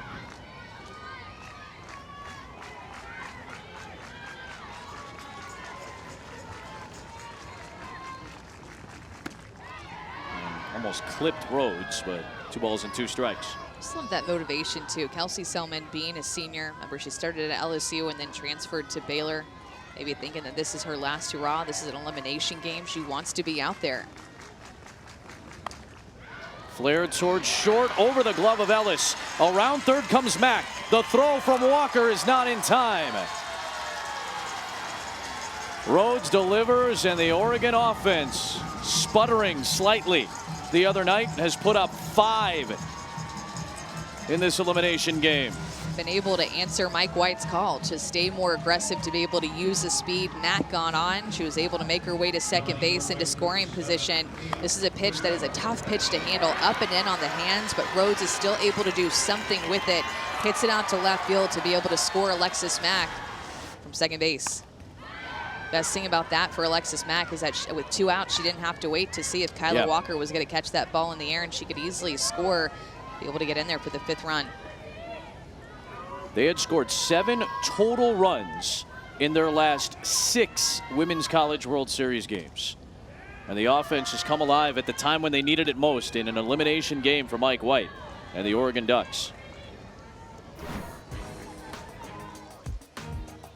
You can see that she tucks the ball into her belly button as she goes through. She kicks up her foot. That's something that she thought about, something that somebody taught her pitching coach taught her, was to show the bottom of her stride foot to her catcher's eyes. It's actually something that some pitching coaches will teach, to be able to create a long stride, to be able to get a high leg drive up to be able to create tallness and length within the top of your pitch. Yep, and there she is right there with the bottom of her foot facing towards her catcher's eyes. She took that to heart. Look how tall she gets, really going up. Not as much of drive out towards her catcher, a little bit more drive up so her arm circle can catch up to her legs. Well, they have Rhodes caught between second and third, which will slide back in safely. 2 balls and 2 strikes on Camuso. And we were having a discussion actually earlier today in the car ride over. We were talking about Debbie Doom of UCLA. She had a bit of a high leg kick, just looking at pictures and a little bit of very grainy video. She's a very similar pitcher in that regard. Walker racing over, but it'll drop down foul. Well, funny enough, I knew that Kelsey Selman did the stride thing, but I didn't know about how she brings the ball right into her belly button as she's going through the beginning of her delivery. That was interesting to me. That's something that you can't necessarily see in fast motion, but when we're able to slow it down, she kind of cups the ball and brings it into her belly button and then goes throughout her arm circle. Something very unique, very unorthodox. You just don't see that a lot. Jam shot roller to first for Frydenberg, and the inning is over. Another run across, though, for the Oregon Ducks. They found some offense today through 4.5. A 5-0 Ducks lead. A 5-0 lead for the Oregon Ducks. They had struggled offensively in their last few trips to Oklahoma City. Only put up 1 run against Taryn Alvello of the Washington Huskies on Thursday night, but 5 runs across against Gia Rodoni and Kelsey Selman. And after a somewhat rocky start, the freshman Miranda Ellis has really settled in nicely. She'll face Ellis to lead things off, and here in the bottom of the 5th, Ellis getting hit down low. She'll limp towards first. Oof. Ellis is throwing hard today, too. 69, 70 miles an hour, and that just hit Ellis on the foot. Back foot. Oof. Oh. Not a good feeling right now for Ellis.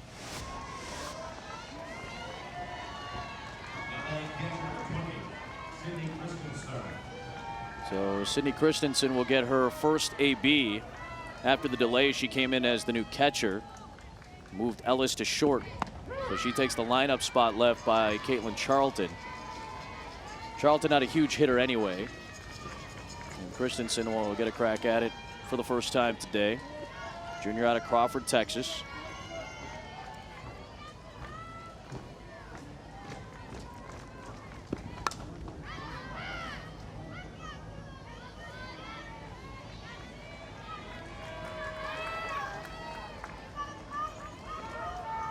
Playing at her 109th career game. She's got a little bit more power, 10 career homers, 6 of which have come this year.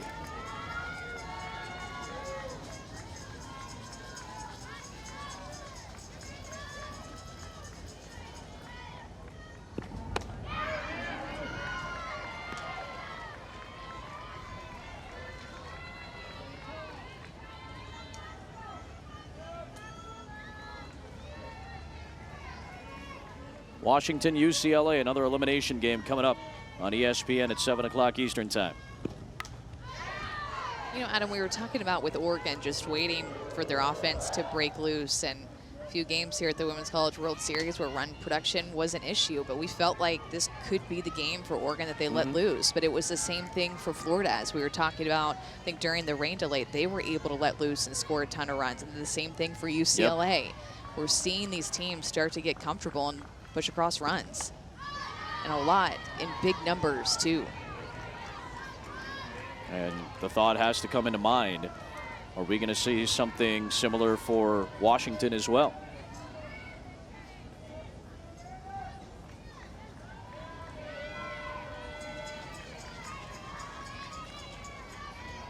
A loss last night against Oklahoma for Heather Tarr's bunch.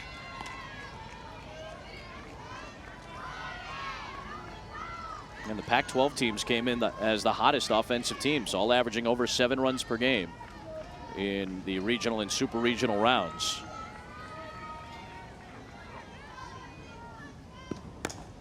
High chopper towards the bag, and a flip by Utria, grab by Linville, and a very close play at second base. Man. Baylor's got 2 on with nobody out here in the bottom half of the 5th inning. We're going to have to take another look at this one. Udria makes a good play to get to this ball and just tries to give the ball to Linville, and she's out. Oh, she's out. That should be an out call. Absolutely. That's a good grab by Linville on the bare hand. That's got to be an out. Has to be an out. What an effort by Linville to not only, I mean, that's not even catching in the air, that's catching it on the hop. Good hands by her, not even using her glove, going bare hand. She is out on that play. I mean, to me, that looks like possession. Easier to read possession in the bare hand. And to me, that looks like possession of the ball.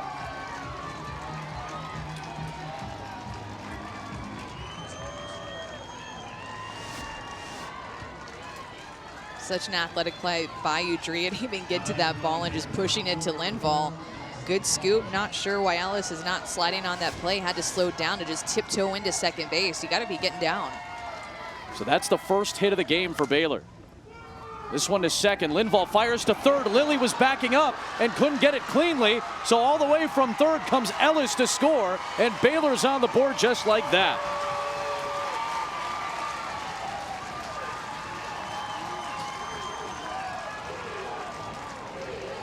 This is a time in the inning where Oregon's defense just needs to come together, take a deep breath all together, because Ellis is giving them some ground ball outs. But if you're Linville over at second base, you have to get an out here, even if it's going to second base, if you feel like that's the better option, or to first base. But going to third base on this play when Lilly's having trouble even getting there, the runner would have beat her anyway. And a run's going to score on this play. Not a great decision right there by Lauren Linville.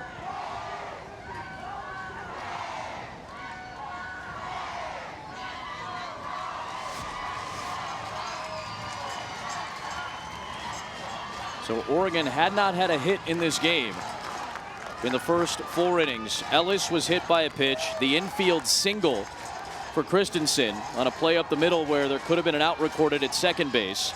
Then this fielder's choice E5 on Lilly brings Ellis home, moves Christensen to third and Kettler to second. And now it's the top of the Baylor order with the all-time hits leader Cargill, followed by a speedster in Walker, and then the 3, 4, 5 hitters who have been broke so far at the World Series. They could have an opportunity to get right back in this game for Baylor. Chopper to short. Glove by Udria. The out at first base, but an RBI for Cargill as Christensen scores, and the lead is cut to 3.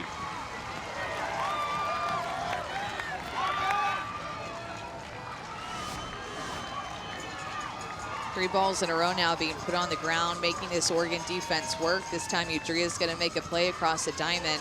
One more run going to come across for Baylor. So here is Kyla Walker, runner still at third with only 1 out here in the 5th.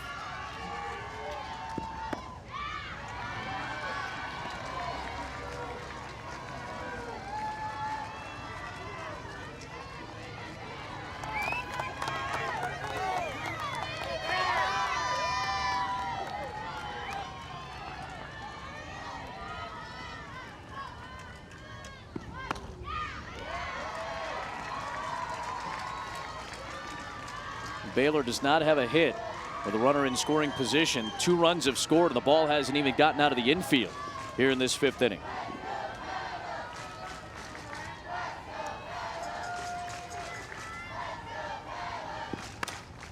Back towards short. Udrea hits the deck. Another run will score, and no out is recorded. It's an RBI for Walker, and the lead is cut to 2. It'll be an infield single and an RBI for Kyla. Again, the ball still has not gotten out of the infield. Yeah, really forcing Udrea to move on this play. Even if she would have stayed on her feet, that ball took her so far up the middle with the speed of Walker. I think she would have been safe at first regardless. This inning all started with 1 hit by pitch, that free pass to to Christensen as she was able to get on. To Ellis. Too many changes. So here you go. You get into the 3, 4, and 5 spots. 0 for 15 so far at the World Series between Hawkins, Frydenberg, and McGlawn. And now a bunt put down by Hawkins. The catcher Savekis throws in time to get the out. Walker advances into scoring position. It's a really smart idea by Hawkins to just try to lay down a sneaky bunt. With the way that she's been seeing the ball, you can tell she's not seeing the ball well. So try to find a different way to help your team out. Find a way to get on. Savekis just played that very well. Linville quickly getting over to first base to cover. That was a really nice play by Savekis to come out from back behind the plate to get the out. So here you go.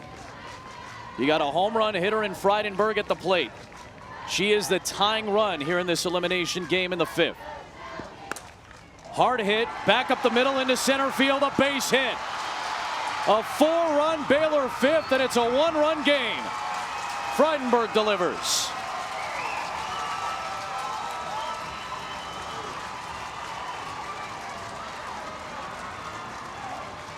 In an elimination game, you're going to see fight from a team. Miranda Ellis throwing a drop ball, trying to make its way to the outside corner, not outside enough. Frydenberg's going to take it right back up the middle. That's not an extremely well hit ball, just well placed right back up the middle to be able to make its way through the middle infielders. Rhodes, a do or die play for her in center field. She goes to approach that ball, mishandles it. 4 runs here scored for Baylor in the 5th. Now Riley Browder will check in as a pinch runner for Frydenberg.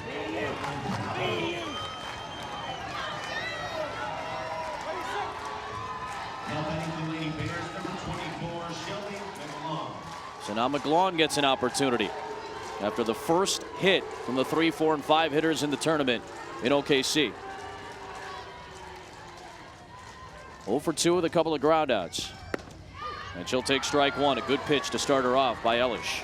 Oftentimes, too, Adam, that bunt by Ari Hawkins will go unnoticed just as a sacrifice bunt to move runner into scoring position. But that sacrifice bunt by Hawkins was able to help produce a run here for Baylor for Frydenberg.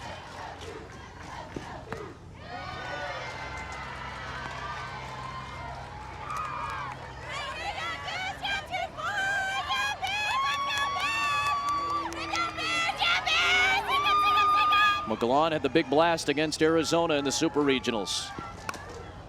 He had really struggled in the first couple of games out in Tucson.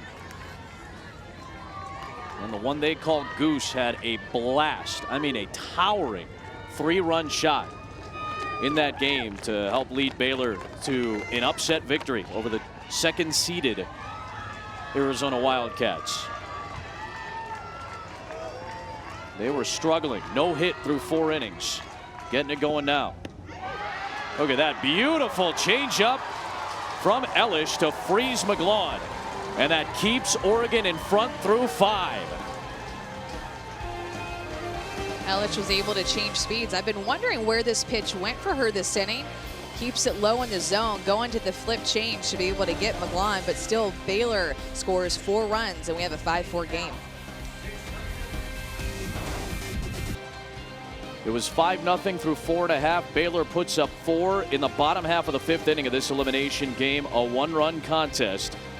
Baylor back in the World Series for the first time in 3 years. The Ducks back for the first time since 2015, but they have not won a game since an elimination contest in 2014.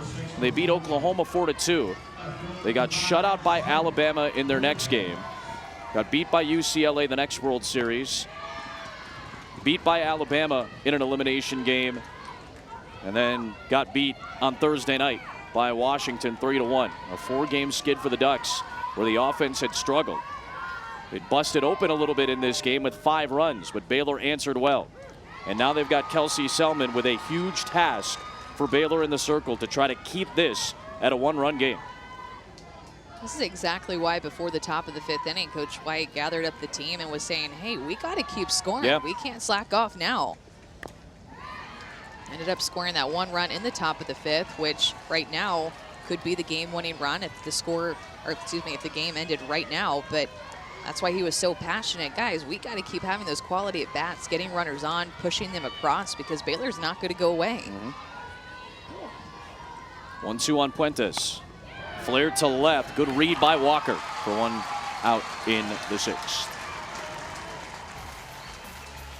Well, don't forget, after the Women's College World Series tonight on ESPN, SportsCenter at night with Max and Kevin. They'll have a full breakdown of Game 3 of the Stanley Cup Finals. Plus, they'll preview Golden State and Cleveland. Game 2 on ABC on Sunday night. SportsCenter at night on ESPN and the ESPN app. As Lauren Linville takes low.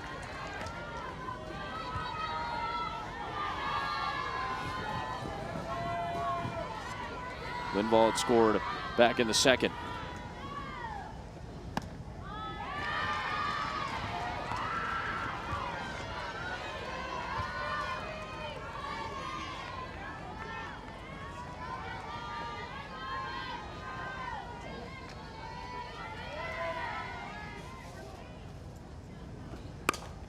Towards short, sliding stop by Ellis. Nice play, 2 down.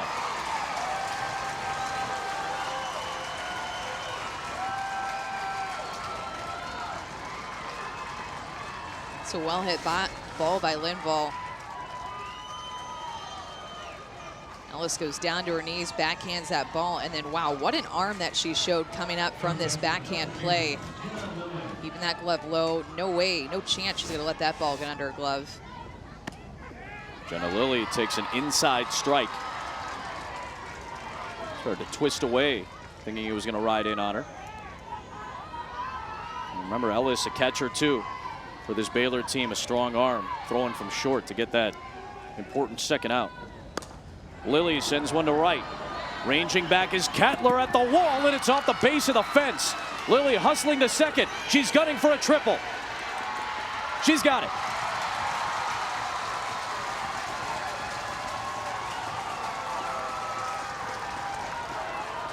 And that's a big insurance run waiting over at 3rd base for the Ducks. Lilly has proven in this game that she can hit the down pitch. Selman's going to give her a pitch that is a curveball trying to make its way inside, but about knee high. That's almost the exact same placement that Lilly got a hit off of Radone. Had a double earlier, now a triple, same thing, towards the right side, a lot of power. Mercado rips one foul. So the Ducks, who've been singles heavy over the course of this NCAA tournament, have churned out 3 extra base hits in this game. 2 of them have come from Jenna Lilly.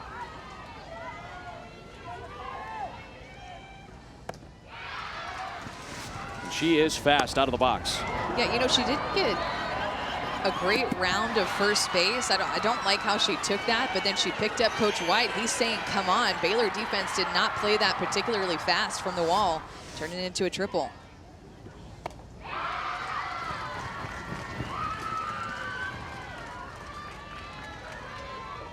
Lilly, the Ohio native, one of the Midwest kids that has gone out west to play college softball in the Pac-12.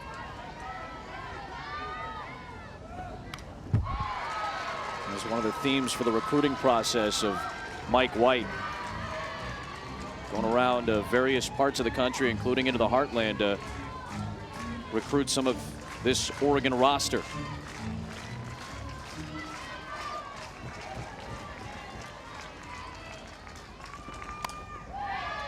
Mercado stays alive at 2-2.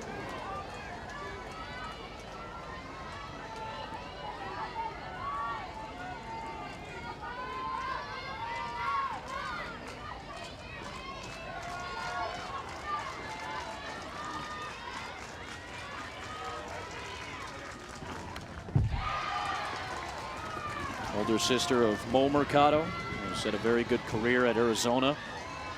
To play each other in the Pac-12. Got to play each other over the course of the last few years. A really strong player at the top of this lineup. A senior now. 2-2. Line drive is foul. And when you bring that up, you have to think that Danica Mercado takes this game even a little bit more because of the fact that Baylor went into Tucson, beat her sister's team. I think she had full intentions of being here at the Women's College World Series with Mo and the Arizona team. Baylor thought otherwise. Going right into Tucson and beating them. Danica Mercado having a quality bat here with the runner at third base. A little bit more motivated. 2-2 again.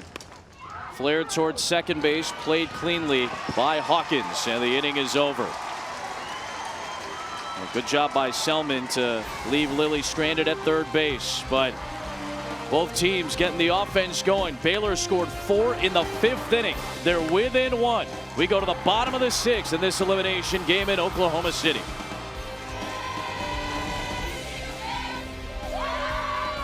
Last time that Baylor was in the Women's College World Series, they created the biggest comeback in the history of the World Series. They were trailing 7-0 into the bottom of the 7th. They scored 3 in the 6th to make it 7-3. Then in the 7th, Robin Landreth had the 2 RBI double to tie it. In the 8th, Ari Hawkins with the sac bunt, allowing Baylor to get the go-ahead run unearned to win it 8-7. Today, they trailed 5-0 going into the bottom of the 5th. They were being no-hit by Miranda Ellis, and then with some help, the call that goes their way keeps the inning going with an additional out. They're able to capitalize on it and put up 4 runs on 3 hits in the frame.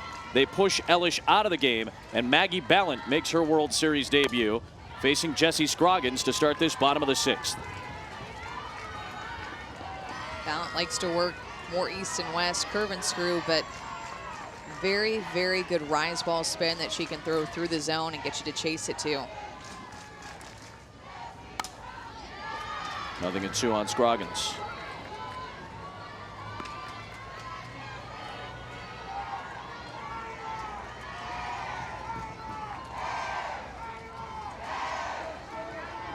Scroggins 0 for 2, the ground out and a line out today.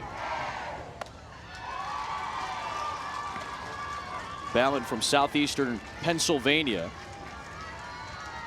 Her mom, Jennifer, a former star pitcher at St. John's. Gets Scroggins to pop up. Lily called off by Udrea for out number 1 of the 6th.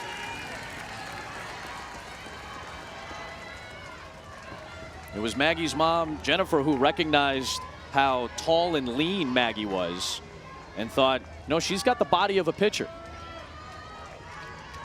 Convinced her husband, I think she should probably play some softball. And sure enough, that's how Maggie got into it. Every pitcher has their own story for why they get started. Here's Taylor Ellis. That one came inside on her. Remember, she got hit the last time she was up on the back foot by a hard Ellis delivery.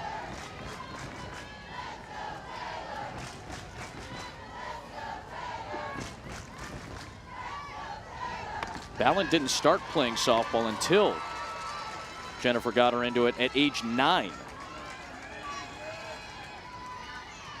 Still very young in terms of how long she's been going at it in this sport. And a lot of her peers have probably started at 5 and 6. And she's behind Ellis 3-0. Trying to avoid putting the tying run on base here in the bottom of the 6th inning.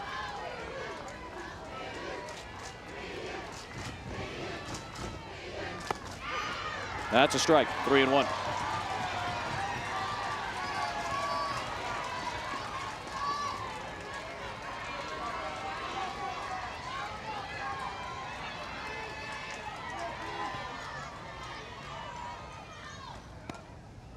Jam shot back to Ballant. Can she recover? Yes. Gets the out on a diving Ellis at first. Had some weird spin off the bat here as she did. Was able to stick with that. It spun in her glove a little bit, but good focus by Ballant. Even maybe checking out her fingertips as maybe that ball ran into it. But nonetheless, that's not an easy play for a pitcher whatsoever with that crazy spin off the bat. 2 down for Sydney Christensen. It was her infield single back up the middle, which ended up with the play that extended the inning with an extra out. Nobody out in the frame, but Ellis seemingly was forced out at second base. Ellis was ruled safe, an extra chance in that frame for Baylor. All the runs in that inning ended up being earned against Miranda Ellis, all 4 of them.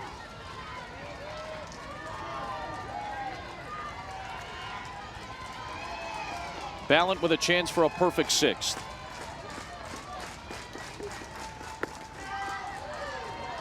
Just about a ball outside.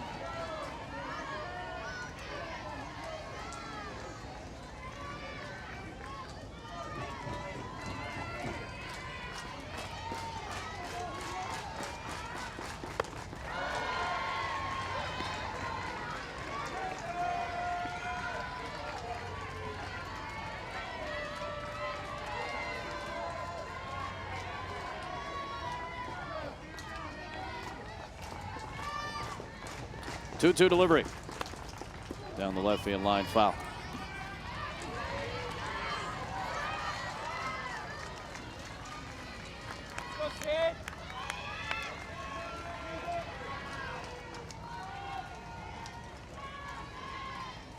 Two different parts of the country. 2 strong programs. A 1-run game in the 6th. 2-2. 3-2.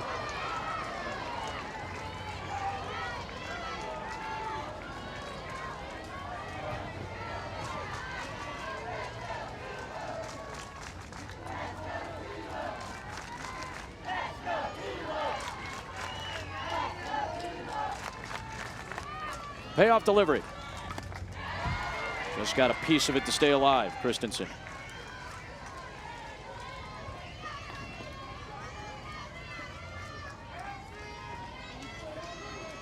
Good at bat worked here by the junior.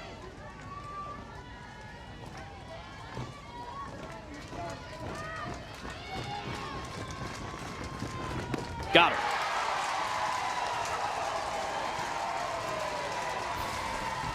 Through 6, still a 1-run game. Oregon looking to tack on with Max, Sevekis, and Udria in the top of the 7th. Take a look at today's Capital One Cup impact performance, and for a team that needed some extra base hits, Jenna Lilly did a good job of providing them. It's always nice to get production on the 9 spot, huh? Jenna Lilly being able to come through with the first RBI of this game, and then later getting a triple back in the 6th inning, just seeing the ball well out of the 9th spot. A true spark plug and leader for this Oregon team, stepping up in a big way. Part of a 3 extra base hit attack for Oregon. That's the first triple that they had hit in the NCAA tournament when Lilly banged one out in the last inning. Alexis Mack leads things off. Good play at third by Cargill, but the throw gets away. It'll still keep Mack at first base to lead things off for Oregon in the 7th. I would imagine it'll still be an infield single. Man, Carla got right on top of that bunt. I mean, this is like cat-like reflexes. She came out of nowhere to field this bunt in front of Selman, but just unable to complete the throw. Throwing on the run, not a very good lane for her from Freidenberg to make the throw to first base. She got on top of that fast. She had a real chance. And because of that, that might end up being an error. Sevekis takes a strike. We got that second look at it, and a clean throw, as tight of a play as it would have been, a clean throw probably gets her. And it will be an error against Cargill.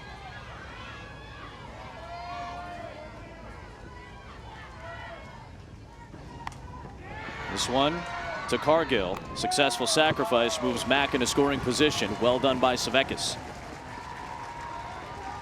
Like that move there, and Svekis having a lot of power. You could say you're taking the bat out of her hands, but a couple of strikeouts on the day for Svekis, one on a change, one on a rise ball that just was way over her head, but successfully being able to execute here for her team. Every run right now is so important, but Nick Udria, good option with the runner in scoring position for Oregon. Still the best power hitter in terms of homers hit.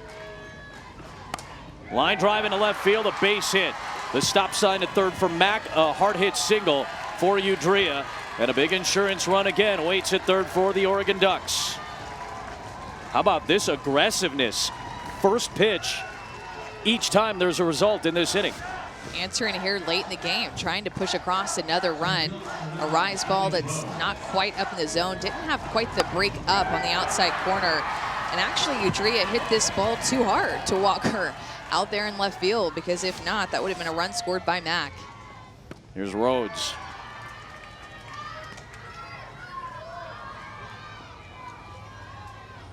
A walk, a strikeout, and an RBI single back in the 5th inning. That run would be the game-winning run right now if the score would hold.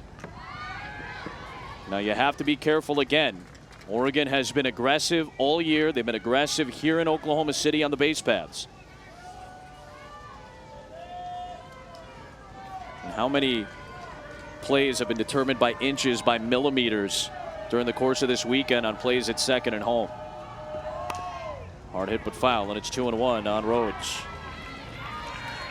I think off the top of my head, I can count about 10 already, and we're just on Saturday, halfway through Saturday.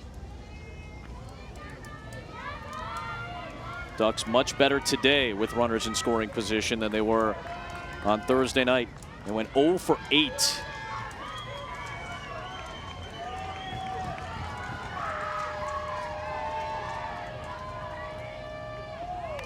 That one came inside, and it got a piece of Rhodes. And that will load the bases with only 1 out here in the 7th inning.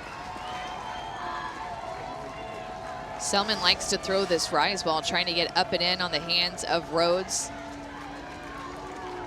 Hitting her right there on the wrist. Yeah. For that hitting in that spot, she took that like a champ. Like it was very casual for considering where it hit her. So here is Camuso. Base is loaded, 1 out, 7th inning. Fouled away, and the aggressiveness continues. For whatever reason, this is the time where Mike White's team felt ready to pounce. And runs would be huge for the Ducks.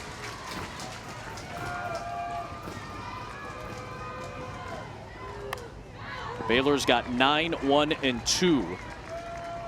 Due up in the bottom half of the 7th inning. They would love for Kelsey Selman to keep this at a 1-run game going into that frame, where they would be 3 outs from elimination.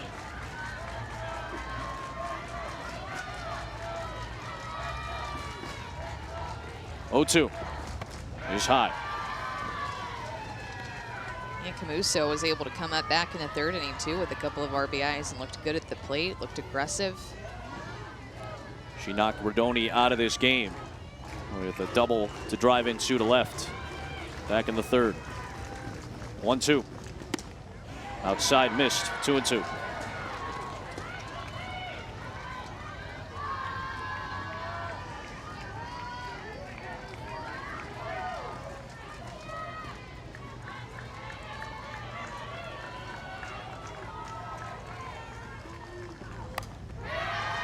Infield is playing in here. We've seen the ability of Camuso to drive the ball, but right now, trying to keep this at a 1-run game, Baylor's defense is going to have to be sharp playing in. You know, it's surprising we haven't seen Selman throw very many changeups, and the 1 or 2 times that she's thrown it, it's been a very successful pitch for her, but especially with how aggressive that Oregon's been in this inning. Wondering where that pitch is. Went to it right there.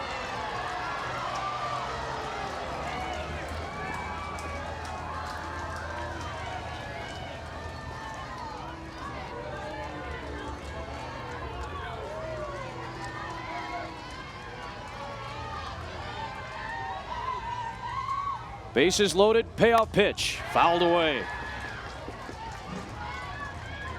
Excellent at bat from Camuso here. 7 pitches deep already.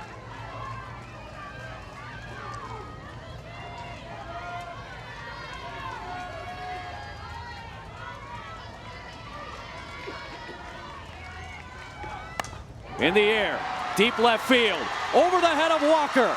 Mack will score. Udrea right behind her. A 2-run double. Camuso delivers again, and Oregon with the insurance has a 3-run lead. On an 8-pitch at bat for Mia Camuso. I cannot tell you how bad Oregon needed to come through in this moment. They were only up by 1. Camuso worked the count, fouled off a ton of pitches to get this mistake and go with it the opposite way. Almost an identical hit that she had back in the 3rd inning when she had 2 RBIs. Then give her another couple of RBIs. Maybe we did that player of the game a little too soon. Mia Camuso, 4 RBIs in this game, just a freshman coming up when her team needed her the most.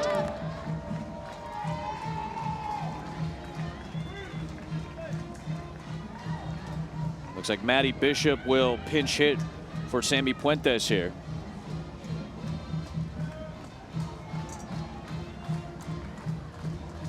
Mike White with some last-second instructions.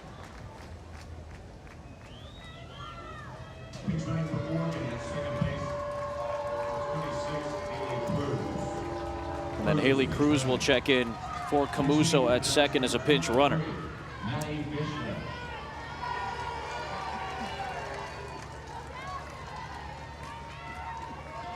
So Cruz checks in.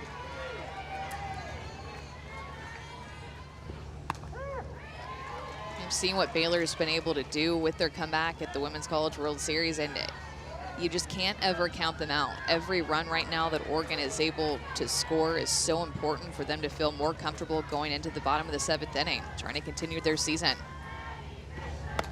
Good cut from Bishop, and it's 0-2.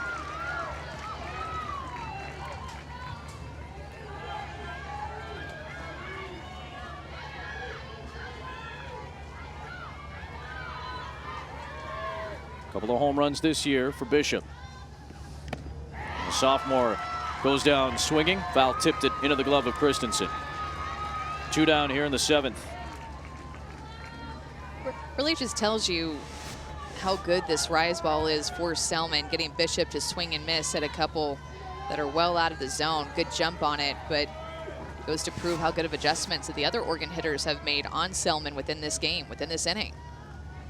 2 down for Lauren Linville.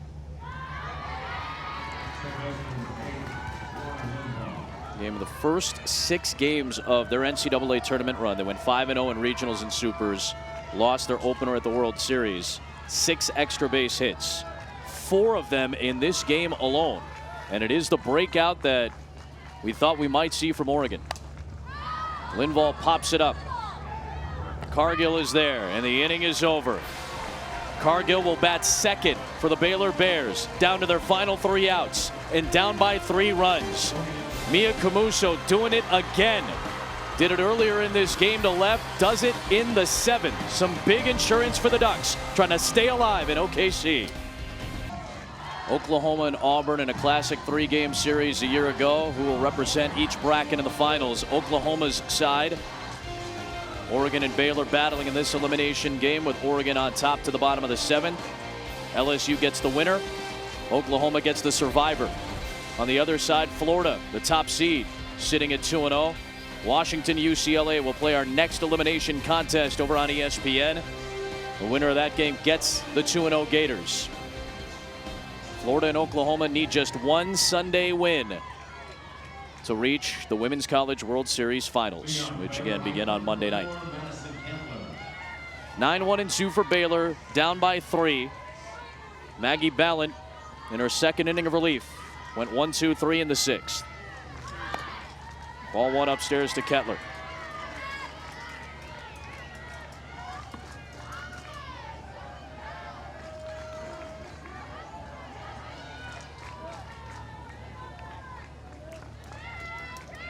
Scored one of those 4 runs in the 5th. After Baylor was no hit through the first 4 innings by Miranda Ellis. Got going with 3 hits and 4 runs in the 5th inning. Ballant came on, settled things down for Oregon with her perfect work in the 6th.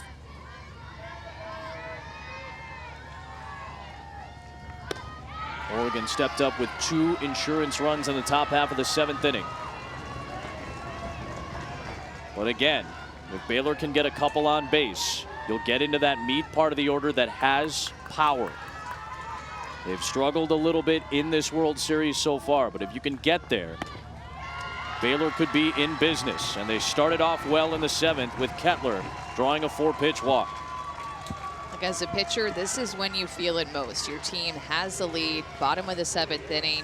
Your season is on the line. One of these two teams is going home. One gets to stick around for another chance to make it to tomorrow. But there's no bigger inning that a pitcher gets to prove herself and her fight and her will to win than the 7th inning with the lead, trying to protect it. Here's Cargill at the top of the Baylor order. Out number 21, the toughest one to get. It seems like balance trying to be a little bit too perfect, just barely missing.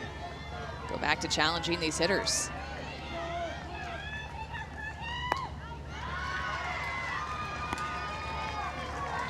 And time called here. Mike White's going to go out along with Savekis. I wonder, just to maybe calm Ballant down. Looked a little worked up on these first couple of pitches. 6 out of the zone to start this 7th inning. Just her 2nd inning of work here at the World Series. Just a freshman. A lot of weight is put on your shoulders when you're out there with the ball in your hand trying to throw these pitches and throw them to the best of your ability. It's not easy. Be even harder though if Oregon only had a 1-run lead. They have a 3-run lead. Yep. That should make her feel a little bit better in the circle. Adam Amin shoots out All-American Amanda Scarborough, Laura Rutledge at USA Softball Hall of Fame Stadium. Winner of this game gets LSU in our final elimination game on this knockout Saturday. UCLA and Washington coming up next. Beth Mowens, Jessica Mendoza, Michelle Smith, Holly Rowe will have the call of that one. And then LSU against the winner of this one. 2-0 on Cargill. 3-0.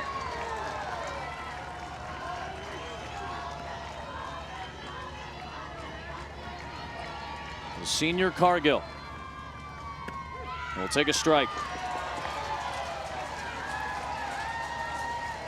If I'm her, I'm not swinging again. I want to put more pressure on Ballant to find the strike zone again. You throw a strike to me again, and then I'll think about swinging. 3-1. Hit through the right side though here. A base hit, 2 on, and the tying run will come to the plate here in the bottom of the 7th inning for Baylor. Lauren Linville, the second baseman for Oregon, was playing here, and she's moving towards second base before the pitch was even delivered, before she even was able to see where the ball was going to go. Those 2 steps towards second base did not allow her to even have a chance to make an out on that ground ball that Maggie Ballant just threw her to her second baseman. The Sprite left-handed hitter Kyla Walker. She represents the tying run. Wouldn't expect much power out of her. Just 17 extra base hits in her career, 0 homers.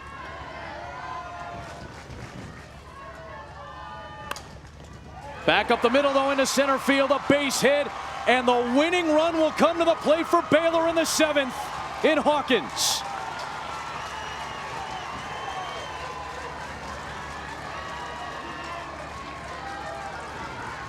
9-1-2, getting the job done. In a pitch on the outside corner, and again, Coach Moore says that Kyla Walker has the best barrel control he's ever seen out of anybody in his program. No surprise she'd be able to put the ball on the ground, find a hole. Back-to-back hits now for Baylor, coupled by their slappers who have been so good at getting on base and just finding those holes in the defense. Ballant loads him up in the 7th. And Mike White's going to grab the ball from her. The tying run is on base. The winning run will come to the plate for Baylor with nobody out in this elimination game.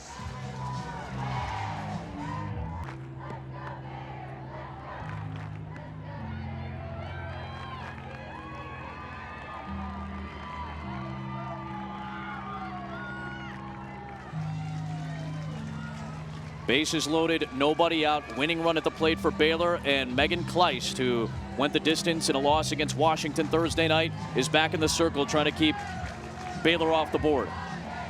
Just a sophomore, but most veteran pitcher on this staff. Got innings last year behind Sheridan Hawkins, and now here's Shanners with the game on the line.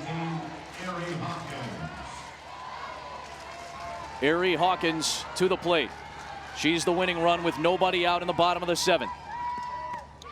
Strike one. Seeking her first hit in the Women's College World Series. She's 0 for 6. Hawkins, Frydenberg, McGlawn, 1 for 21. Frydenberg had an RBI single in the 5th inning, part of a 4-run frame. Check swing, and on appeal, no swing. A ball and a strike on Hawkins.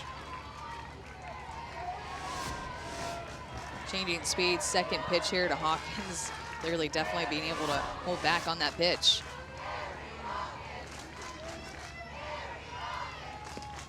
Big cut on a good pitch, diving down and away. 1-2.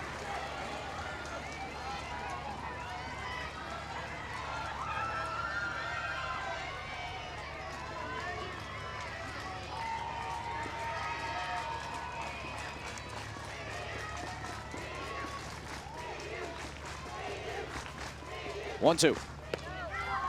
Just off the outside corner.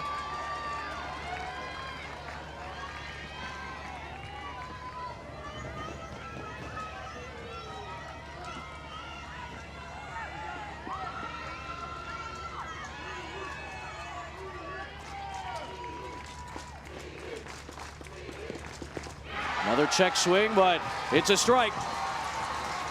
A big first out from Kleist here in the 7th. She needed a strikeout in this situation. She goes right at Hawkins on a little low rise ball on the outside corner. Misses with a changeup. Hawkins is able to hold back, gets her to chase the drop ball low and away.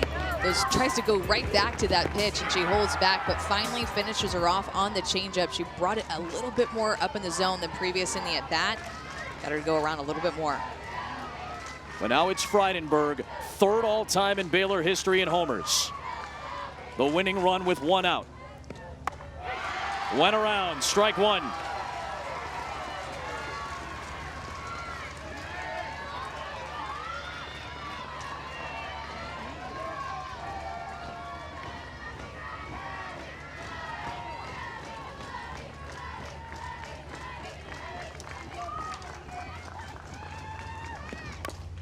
Nothing in 2. The thing about Kleist, she'll throw a really hard drop ball. She's really proven that she can throw that pitch in her freshman year, but then she also has incorporated more of a low rise ball in her sophomore year, a pitch that has been very, very effective for her. 2 different looks, different spins. It's tough to recognize which way it's going to go off of her now.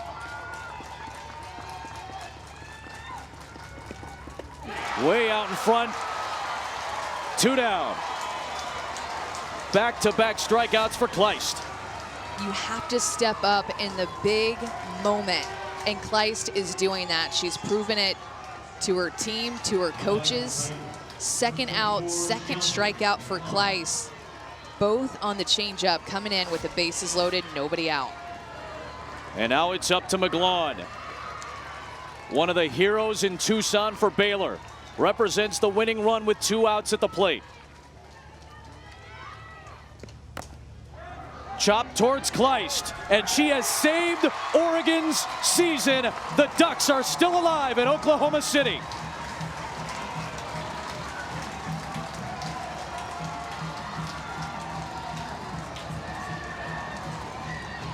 Just so much fight shown on both sides of the field. The first win for Oregon since 2014 here at the Women's College World Series. They had lost 4 in a row. And you saw fight on both sides every single inning. You knew Baylor wasn't going to go away, but the difference maker was Mia Camuso offensively for Oregon, and then Megan Kleist coming in. That was a moment where, as a pitcher, you got to get the strikeout or the ground ball to be able to get the force, maybe even an easy pop fly, but a strikeout's going to make everybody feel better on your team. And she got 2 and then an easy ground ball. Couldn't have been easier for Megan Kleist coming into this game, getting 3 quick outs. Kleist delivers in the biggest moment of her Oregon Ducks career, gets the save in the 7th. After Ballin had loaded the bases, Kleist gets the save to keep Oregon going. She's down on the field with Laura. All right, thank you, Adam. And Megan, you come into a situation where there really couldn't be much more pressure, bases loaded. How are you able to get out of that, and especially started off with 2 strikeouts? I just really wanted to go in and pick my team up off of Washington's game. I wasn't making the big pitches at the right time, and I just really wanted to focus on that, keep my changeup down, and that's what I did today. So when you're in that moment and you know that Baylor has been threatening, they've been getting on base, what's going through your mind? Just kind of keep the ball down. Bases are loaded. We're up by, I think, 3 runs. You don't want to give up a home run here. Could really do some damage and end our season, So really just keeping the ball down, working my spots, and trying to work around the plate. Maggie Ballin just came up to you. What did she say? She said, give me some love. We gave each other hugs, and, we want to see each other succeed, and I think that's why we've been so successful this year.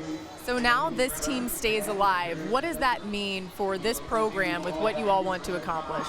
I think it means a lot, Every girl in this whole stadium, every single team wants to be the last team standing, and this is just one step closer. Thank you. Thank you.